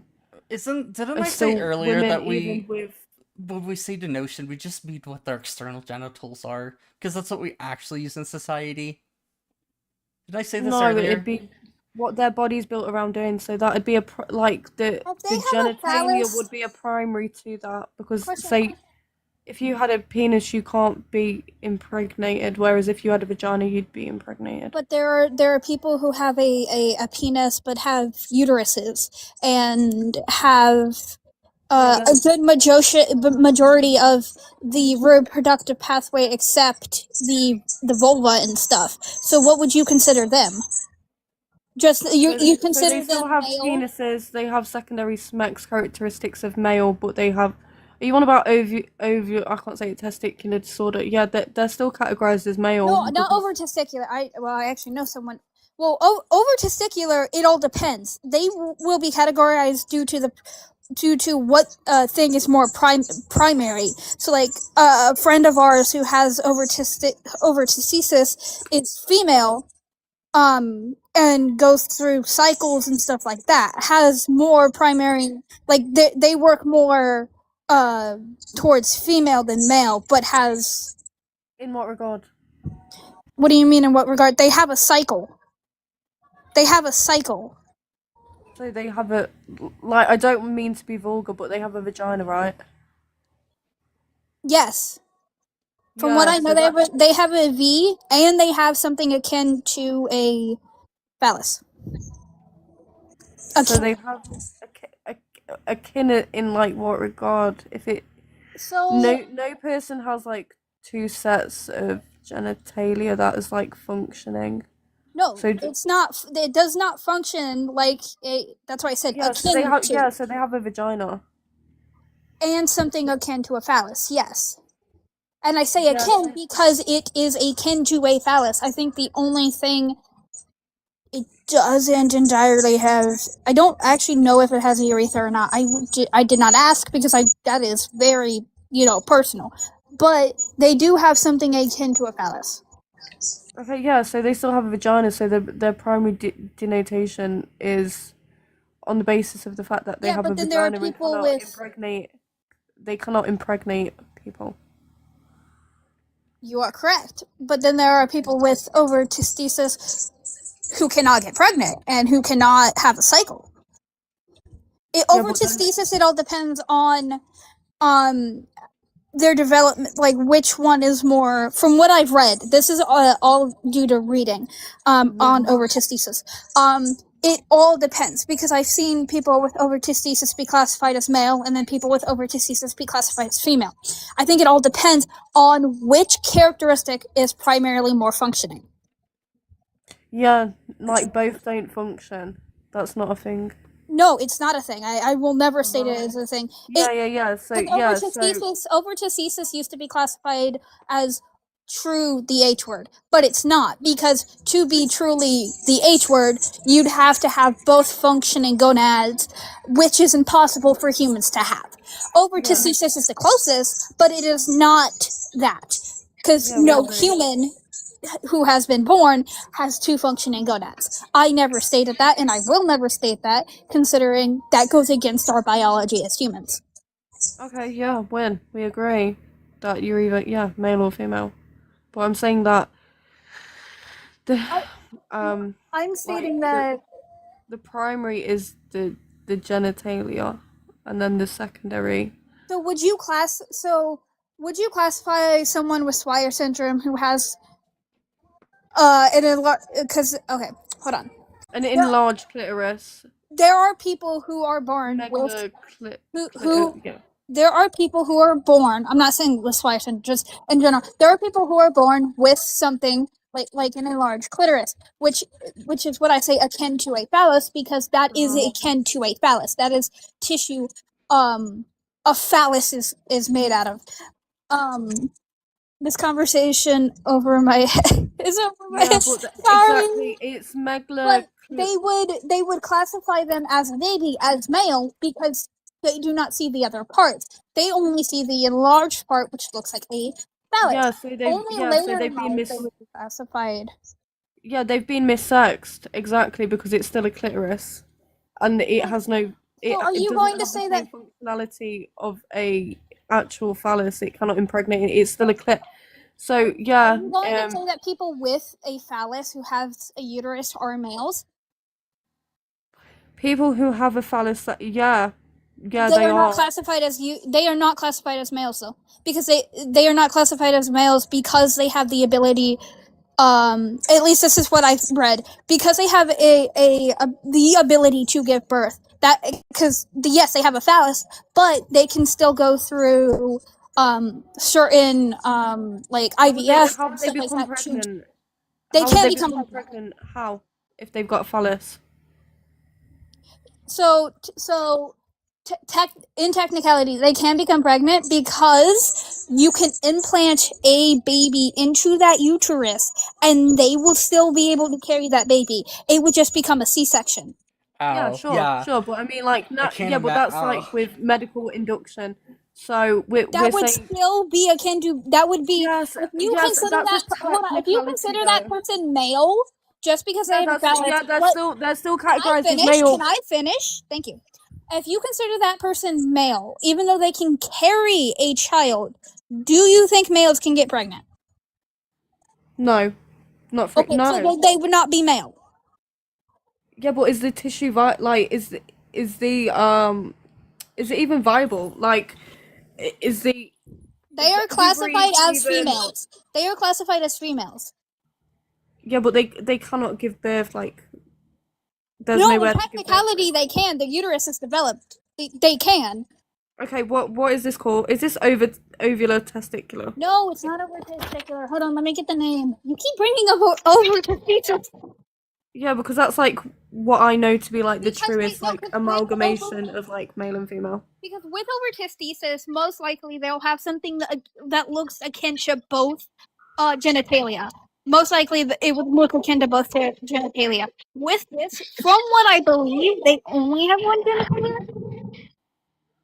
Stokesy, okay, while I'm looking for the condition, you can take it over, Stokesy. I am so sorry. It's all good. I found the actual so when they were referencing this article, the article that when it talks about 8-year it talks about that the longest one was 8 years. from all 2014. So I look at that study, and this is an analysis of all applications for reassignment in surgery in Sweden from 1960 to 2010, prevalence, incidence, and regrets. And basically, what this study says is that that they're the where is it at? It says It's abstract now. Yeah, this is just the abstract. It does actually say the I want to say it says it in here. No, it doesn't say here. But this is where the 8-year figure comes from. Okay. And but it actually says that the people who the part of what this says though too is that there's a there's a significant decline in regret rates of over the time period that they looked at from 1960 to 2010. That would make sense based off of it being more like just acceptable now. I guess. Yeah, sure. And other things, if you, I did a little trick. I know that since I can't access the article, if you give it to an AI, you can get the key takeaways. That okay, lovely. Basically it says that the study found that the regret rates usually doesn't happen immediately, that the median time between initial transition and any sort of application for reversal is 8 years. And that the study is often used to critique modern studies that only follow patients 1 to 2 years afterwards. But it finds out that basically the study is also used to be compared against a 2011 study that looked at pretty much similar data, but it only looked at like the suicide and mortality rates compared to the general population. That study, it's a 2011 study. I'm aware of it. It's one of the more prevalent studies that I just think it's clearly wrong, because you don't want to compare people who had surgery to the general population. You would want to compare them to people who didn't have surgery. Technically would be the best way to do it, but you can't really do that. Yeah, but I think it's with like say even with like amputees, if they're rendering it like necessary to do so, they have kind of a neutral view on what they've like done, like what's happened to them. So to have like this, but the regret rates are really low. Like in this study, it said, what is the? Yeah, so in the most recent time period, from 2001 to 2010, the regret rate fell to approximately 0.3%. Even if it's rising from 0.3%, it can't practically really rise, or it can't practically fall anywhere below 0.3%. So is this post-operative? Yes. Yeah, this is over the 50. So this is out over a 50-year period.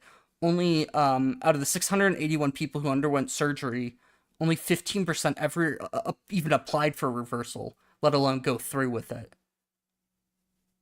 Well, yeah, how can they reverse a vaginoplasty? Unsure. So that, yeah, exactly. Yeah, exactly. So when you're kind of harping on that 15% applying for reversal, I mean, would not a lot of people just concede and continue being medicated, say if they've removed their gonads? And well, I mean, they'd have no kind of choice, and I wouldn't say it's reversible. Well, this is what the study was looking at. It says that if you define regret as applying legally for legally and surgically reverse a gender transition, it says that it's rare and becomes significantly less common over time.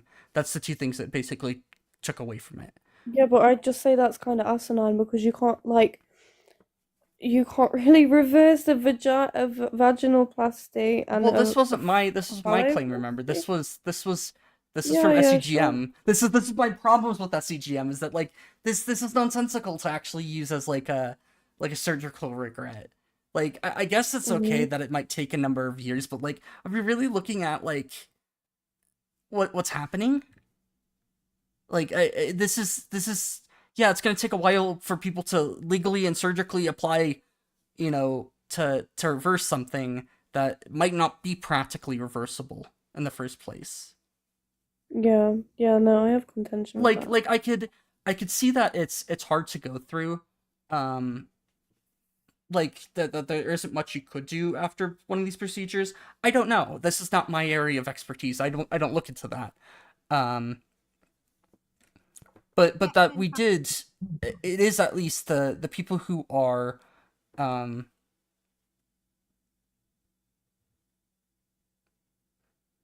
it doesn't like this doesn't account for people who would like simply stop treatment, or people who feel internal regret. There's a number of issues that I would have with this study. I don't think that the 0.3 figure does end up being around what I see from other ones for people who have like clear clinical regrets. But I think that's a little bit, it's be taken out of context too much still for really Yeah, to be no, used I for agree. anything. But yeah, so like that's the reason why that like I have to, whenever I hear a number, I really like to go through and figure out where it comes from, because like clearly this is not looking at like people. It's not taking, it doesn't take 8 years. Um, like yeah, and it says a somewhat shorter average times 3 to 6 years. Have been reported for groups that had a mix of interventions that include puberty blockers, hormones, and surgeries. So like that isn't too long. I wouldn't say that that's like unexpected. That like that would be like if I did something 6 years ago. Yeah, I think that's reasonable that some sort of like surgery, you might finally be start having like stop seeing like the honeymoon period. I do agree that Yeah, there's going to be like at least some sort of euphoria initially of a surgery, and you might not initially look at all the downsides, but as time goes on, clearly the downsides are going to like start adding up. When you buy a car initially, you don't normally notice the downsides. It's only later that you sometimes can even. yeah. It's like when I cut my fringe when I was like drunk. I was like, oh my god, this looks amazing. And then I was like, oh shit. Yeah, but also people aren't doing this when they're drunk. Let's be clear here. Yeah, yeah, no, I was being silly. I Yeah, was no, it's all like good. being very silly. It's I think would be more appropriate would be like people getting tattoos when they're drunk. It's like, yeah, you made a silly mistake. Why do we? I don't know. I don't think you should be able to get tattoos when you're drunk. That's just me though. Yeah, I don't think you're allowed to because you like bleed out. Like your blood doesn't like coagulate properly, so I don't know if there's a legal status on that, but there are people who do that. Some tattoo artists, luckily, will say no if they see that you're clearly intoxicated. Yeah, it depends yeah, on I what you're think that's looking at, especially different. because I think you're UK. You sound from Yeah, yeah. yeah, okay. Yeah, so like yeah, there's a difference between the UK legal system and Oh. the US too. So yeah, Yeah, here in the US, it's extremely common for someone to get a tattoo drunk. Yeah, they're not supposed to because there's a yeah, risk. I think that's a very silly thing to do. Yes. Like when I get my tattoo, I'm gonna do that. Well, I can't drink anyways, but I'm gonna do that completely sober. I mean, I've got quite a few tattoos. I regret like most of them. I'd just be careful. I already know what my tattoo is, and I'm not gonna regret it. It's a memorial picture of my cat. Okay, no, valid. Okay, when? I had her since I was in pre-K, and she passed away at 16 years old this year. Oh, bless. I have cats also. I love my cats. So, yeah, I get it.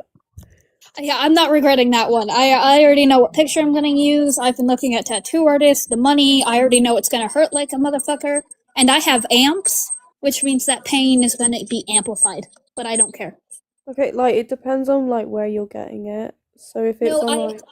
I have something called amplified muscular pain syndrome, which means the nerves in my muscles and stuff, my pain nerves are heightened tenfold. Oh shit. So no matter what, it's going to hurt very badly. But it's for my kitty cat, so I'm doing it. Just don't get it on like the wrist. Try go for like something like fleshy. There's like less nerves. I would not get a memorial picture on my wrist. I don't know. I don't know. That's where I I've have got, my like, tattoo. It's on like the inside, like where you would like not on the side that you put a watch, but like on the inside. It freaking sucked when they're shading. I can't get it on some of my arms due to there being scars there. Because you can't. I mean, you can get tattoos on scars, but it's very it does hurt more, and it's not easy. I'm thinking mainly doing it on my leg. yeah, like when yeah, like do it like what on like on like your calf or something. Yeah, mainly because like they wouldn't do it if they like saw the scars on my arm. They'd be like, no, not tattooing over a scar. But at least most tattoo artists will do that because it for one, it's not easy for them to tattoo over scars, and for two, it's just gonna be very painful to tattoo over that. Yeah, I can imagine so. But yeah, I'm just like I'm vehemently against getting someone's name. So yeah, as long as it like Oh yeah, that's a if silly it was idea. like someone's name, I tried to talk you out of it. I have somebody's name on me, and I tried to like sand it off. No, So now it's just no, don't do Did you just that. say sand it off? Oh yeah. no, you need to use a laser. Because the only way that that gets out of you is if you break down the pigment in tattoos. Yeah. And that's why lasers are used, but you have to use the right type of laser. That specifically targets the wavelength that like your tattoo like actually is made out of. Because there are some that don't target like the wavelengths that skin is in as much, but they actually will still hit the pigment that the tattoo uses. Because how tattoos work is that essentially there's a like your skin cells like absorb the pigment, and then when they die, another skin cell will absorb the pigment.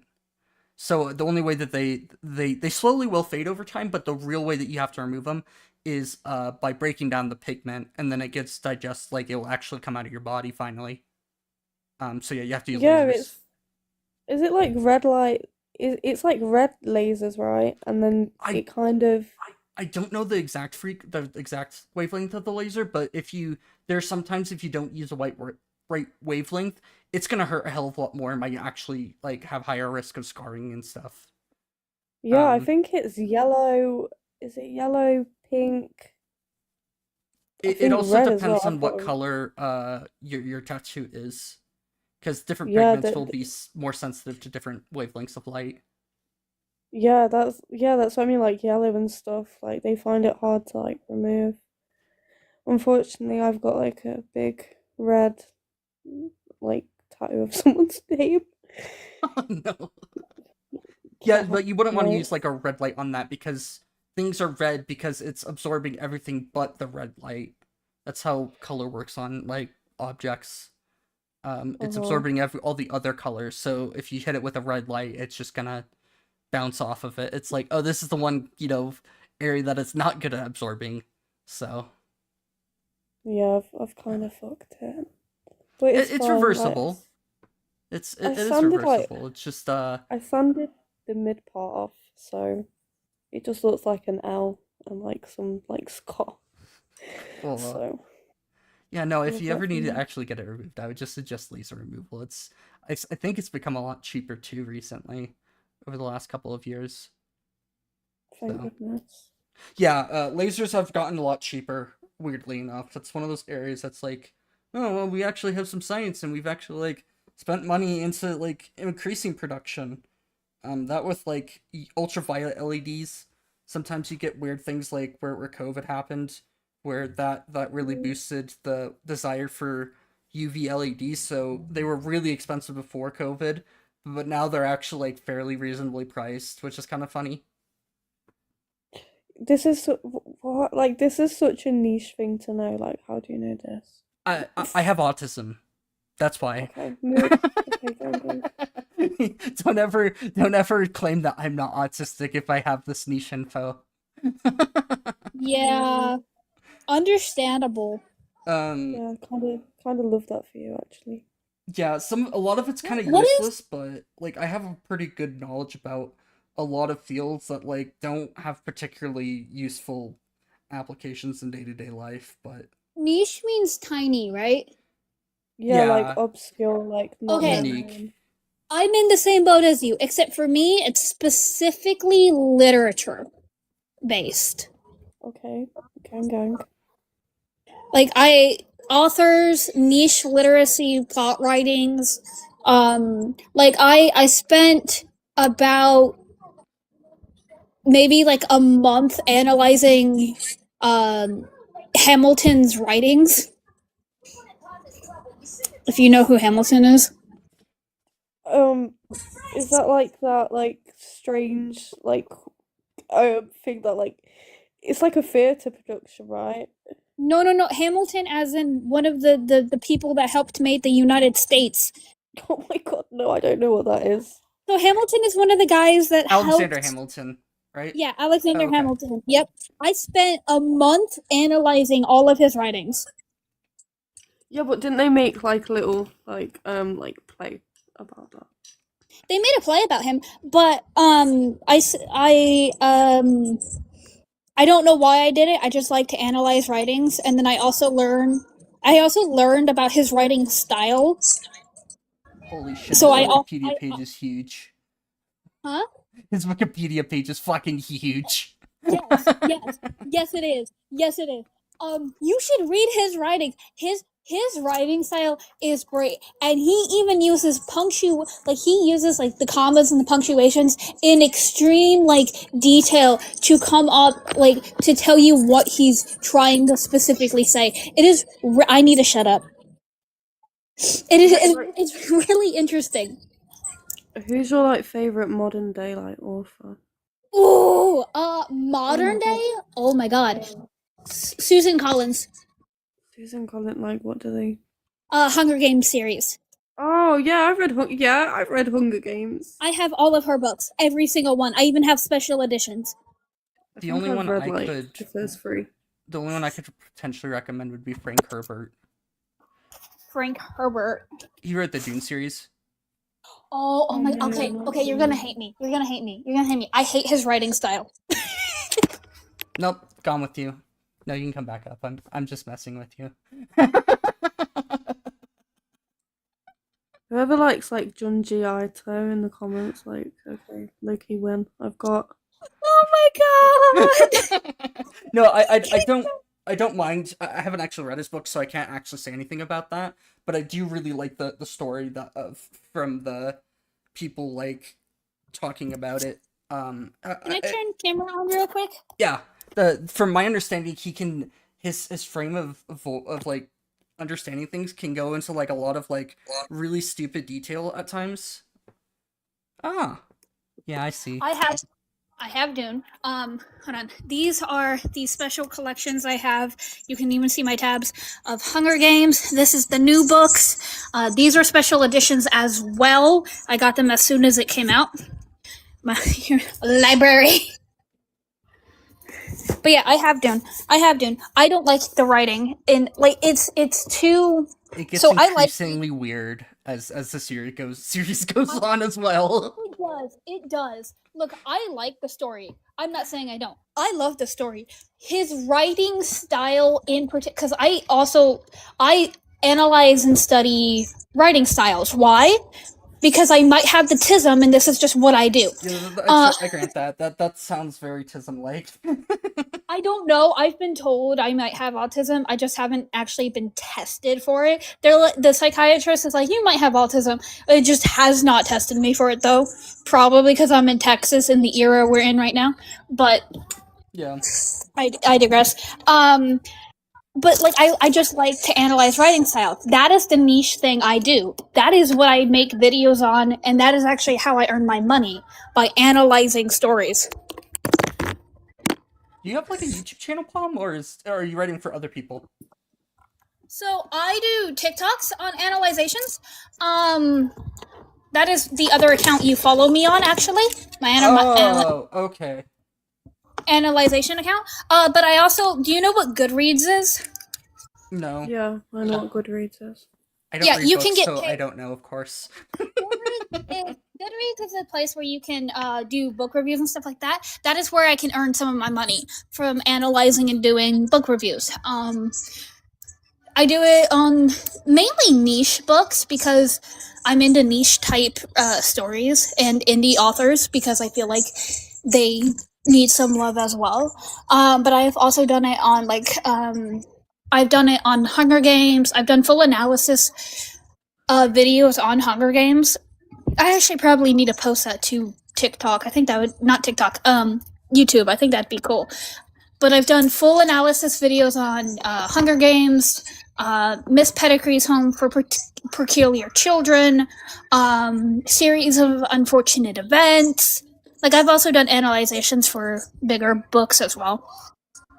I have found if it's on. Do you have it on YouTube at all? Any of it? No, but I need to. You just gave Oh. me the idea to start doing that. I will let you know. I found new content to throw to my sleep playlist just to fucking listen to while I sleep.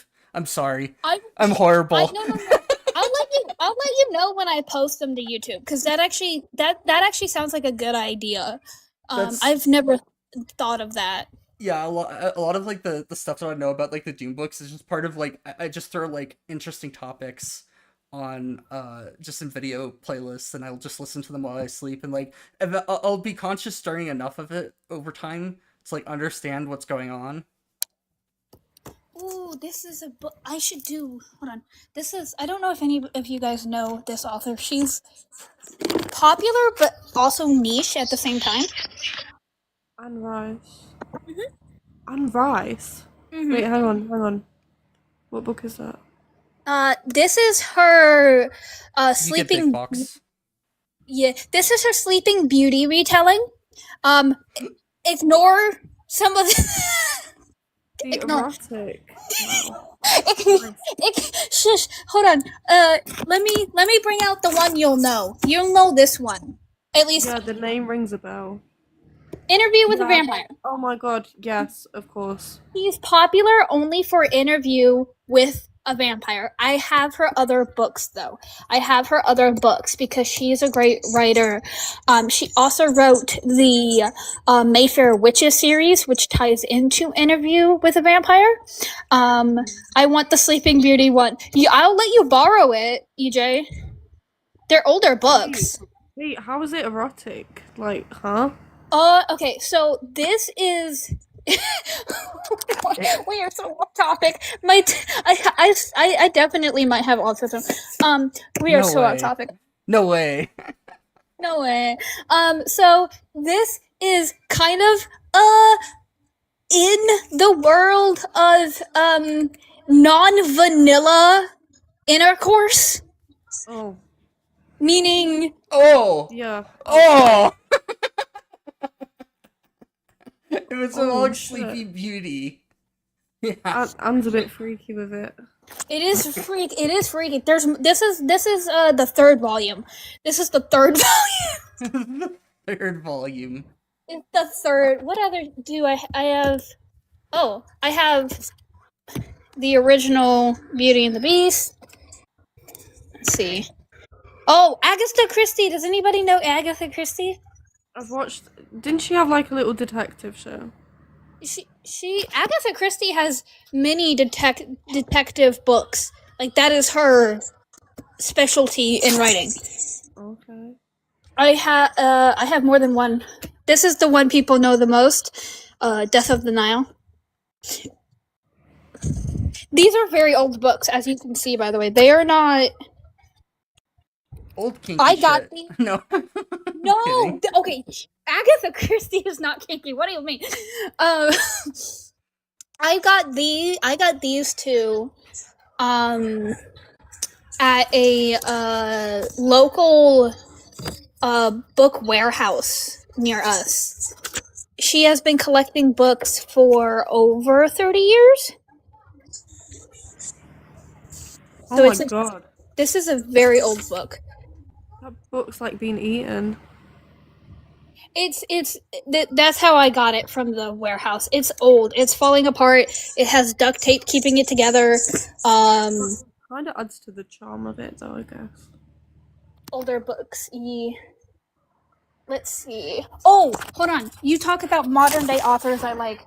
I have to show one of my favorites. Just because. Come here, book. No, I So don't want to come. Never. this is called The Atlas 6. Adult book. By the way, no kids should be reading this. What is it, like, smart?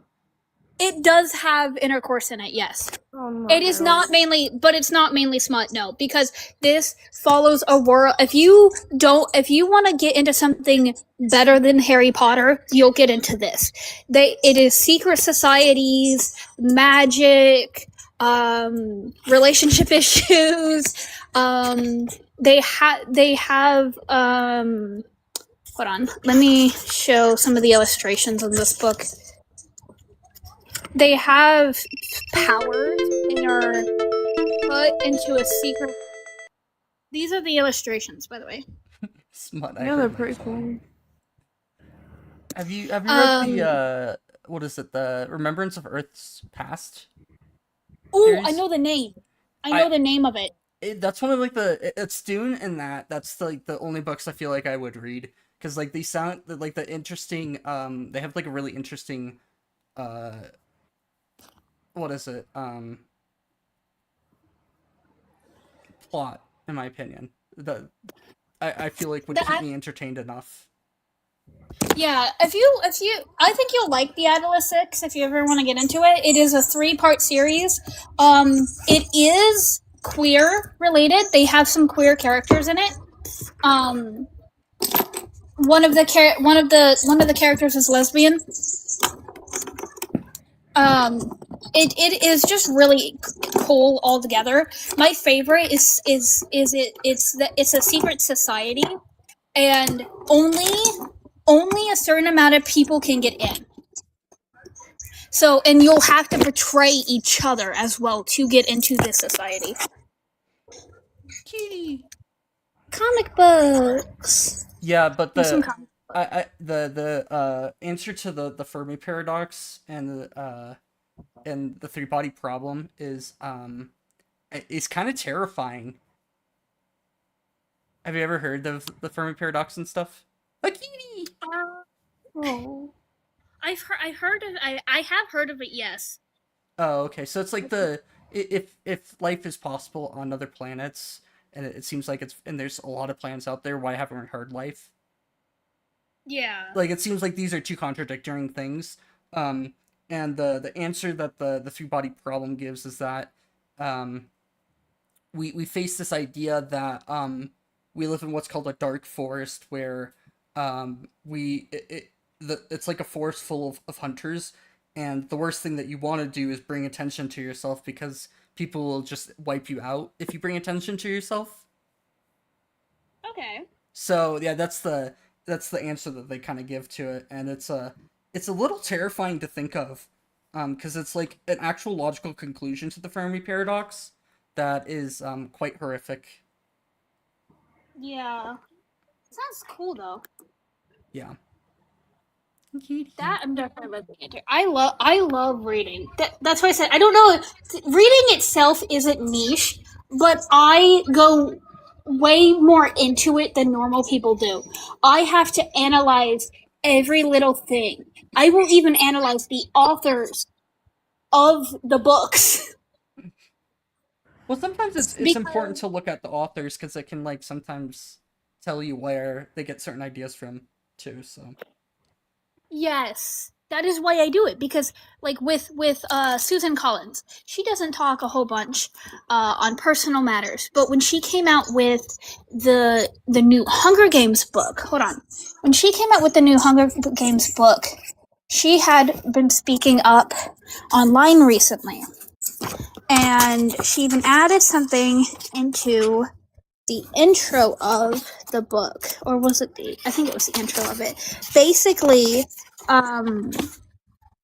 basically talking back to our president. She added certain things into the intro of this book. Oh no! Okay, guys, thank you for the discussion. I appreciate it. Sorry, I began to Autistic ramble. Yeah, no way, no. But she added all propaganda is lies, even when one is telling the truth. I don't think this matters as long as one knows what one is doing and why. George Orwell. Ugh. That's what she added into the intro of this book that came out this year. Did you hear about the American games that Trump's proposing? Yeah, I think it's valid for her to add that. She doesn't usually speak up on certain things personal-wise, but after this book came out, she started speaking up on politics. What are you saying? That we shouldn't have, like, an actual Hunger Games in real life and have propaganda similar to it? No way. Listen to George Orwell, everybody. No. But, like, she also added other things in the beginning of that book, but, like... I mean, I think we just live in a time where, like, I don't know, Who invited me to turn my camera on? Snake. No, I just turned it off. What do you... Mochi! Oh, that's why. She likes Mochi. I forgot she loves Mochi. I'm probably gonna get off here because I did absolutely sabotage the stream by bringing up the Chrome. That is just the way that I've learned that shoots the stream in the foot. Oh. Yeah, it is something that I know happens. So I think I also may have interrupted it by just going on a whole rant. I'm really surprised I'm not diagnosed with autism yet. Well, no, like there is an actual like active like there is a what is it?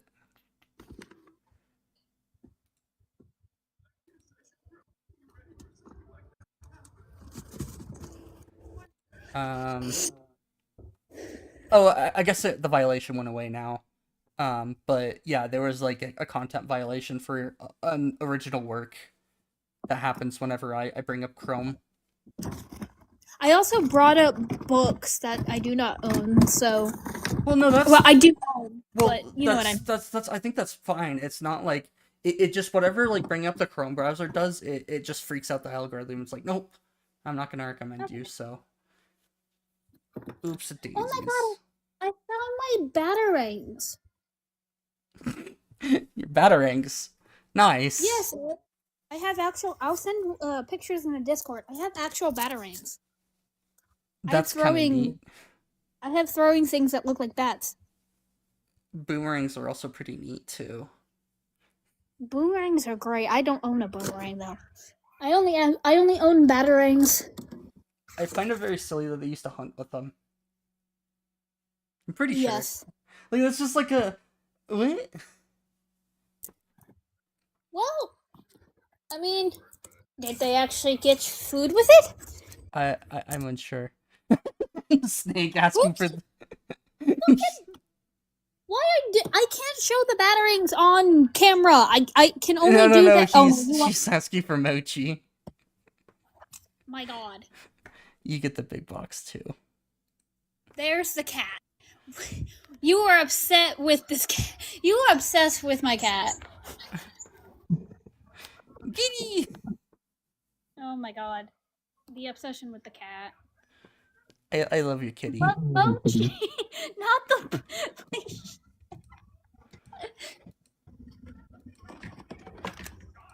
Okay, kitty, you can come up for a minute, but I'm going to end stream soon.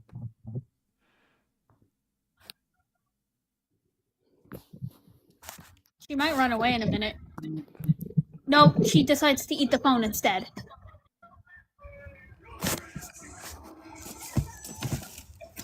What are you doing? What is wrong with you? Destroy! Let's destroy! Stop it! You in the bags. What? Hi.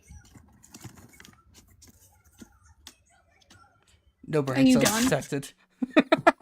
No brain cells whatso fucking ever. When I put this back in, there's the Lego. Lego goes back into. It's a mess of puppy. Oh my god! Oh my god, you fell! Stop! Oh my god! She fears no lint. She feels nothing.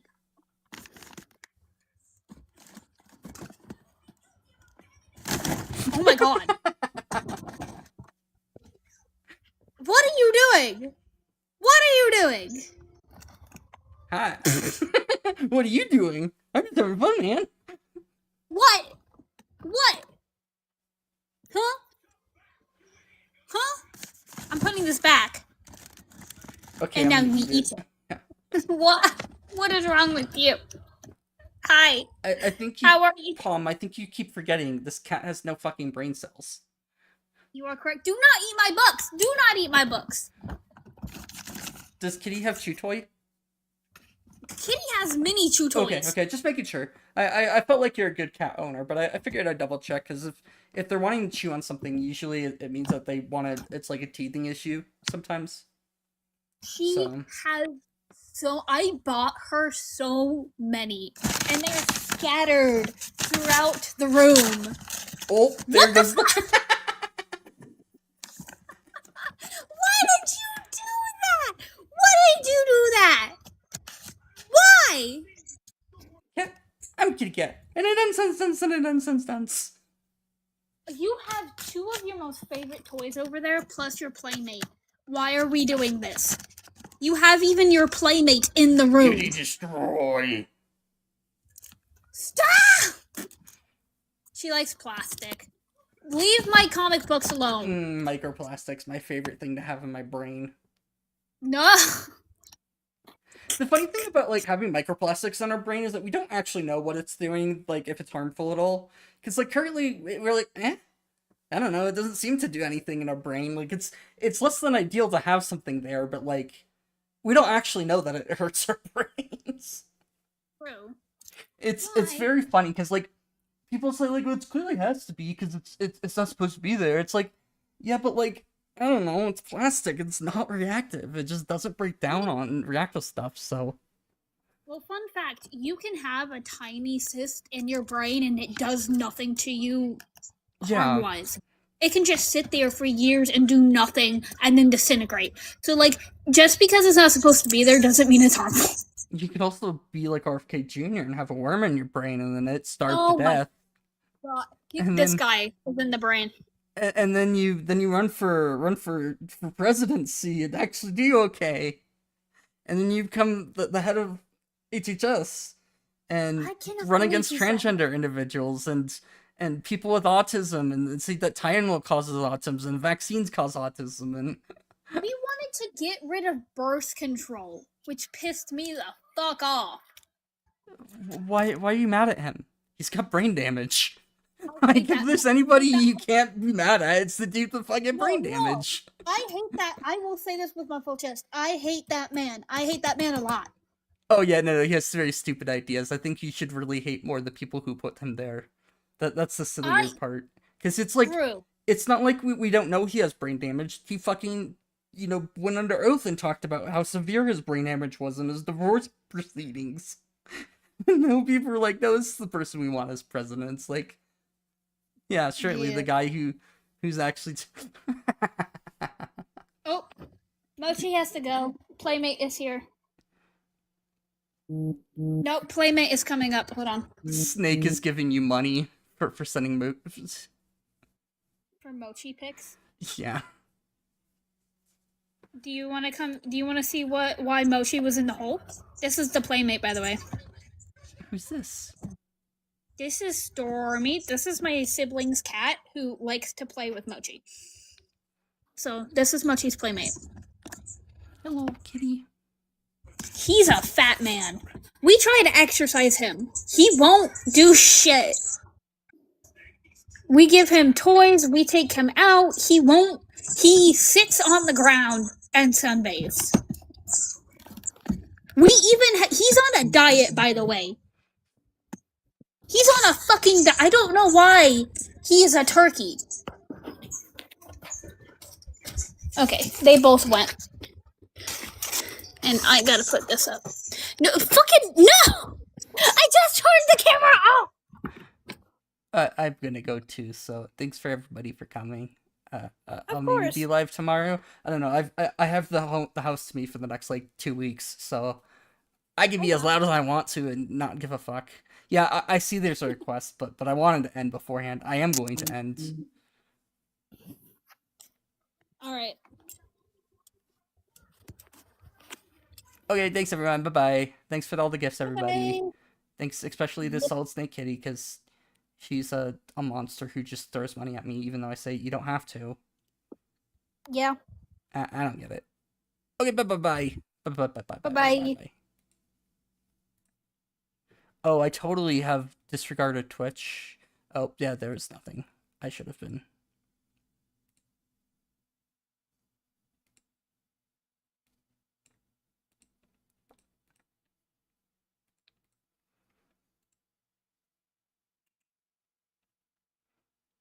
Where is this at?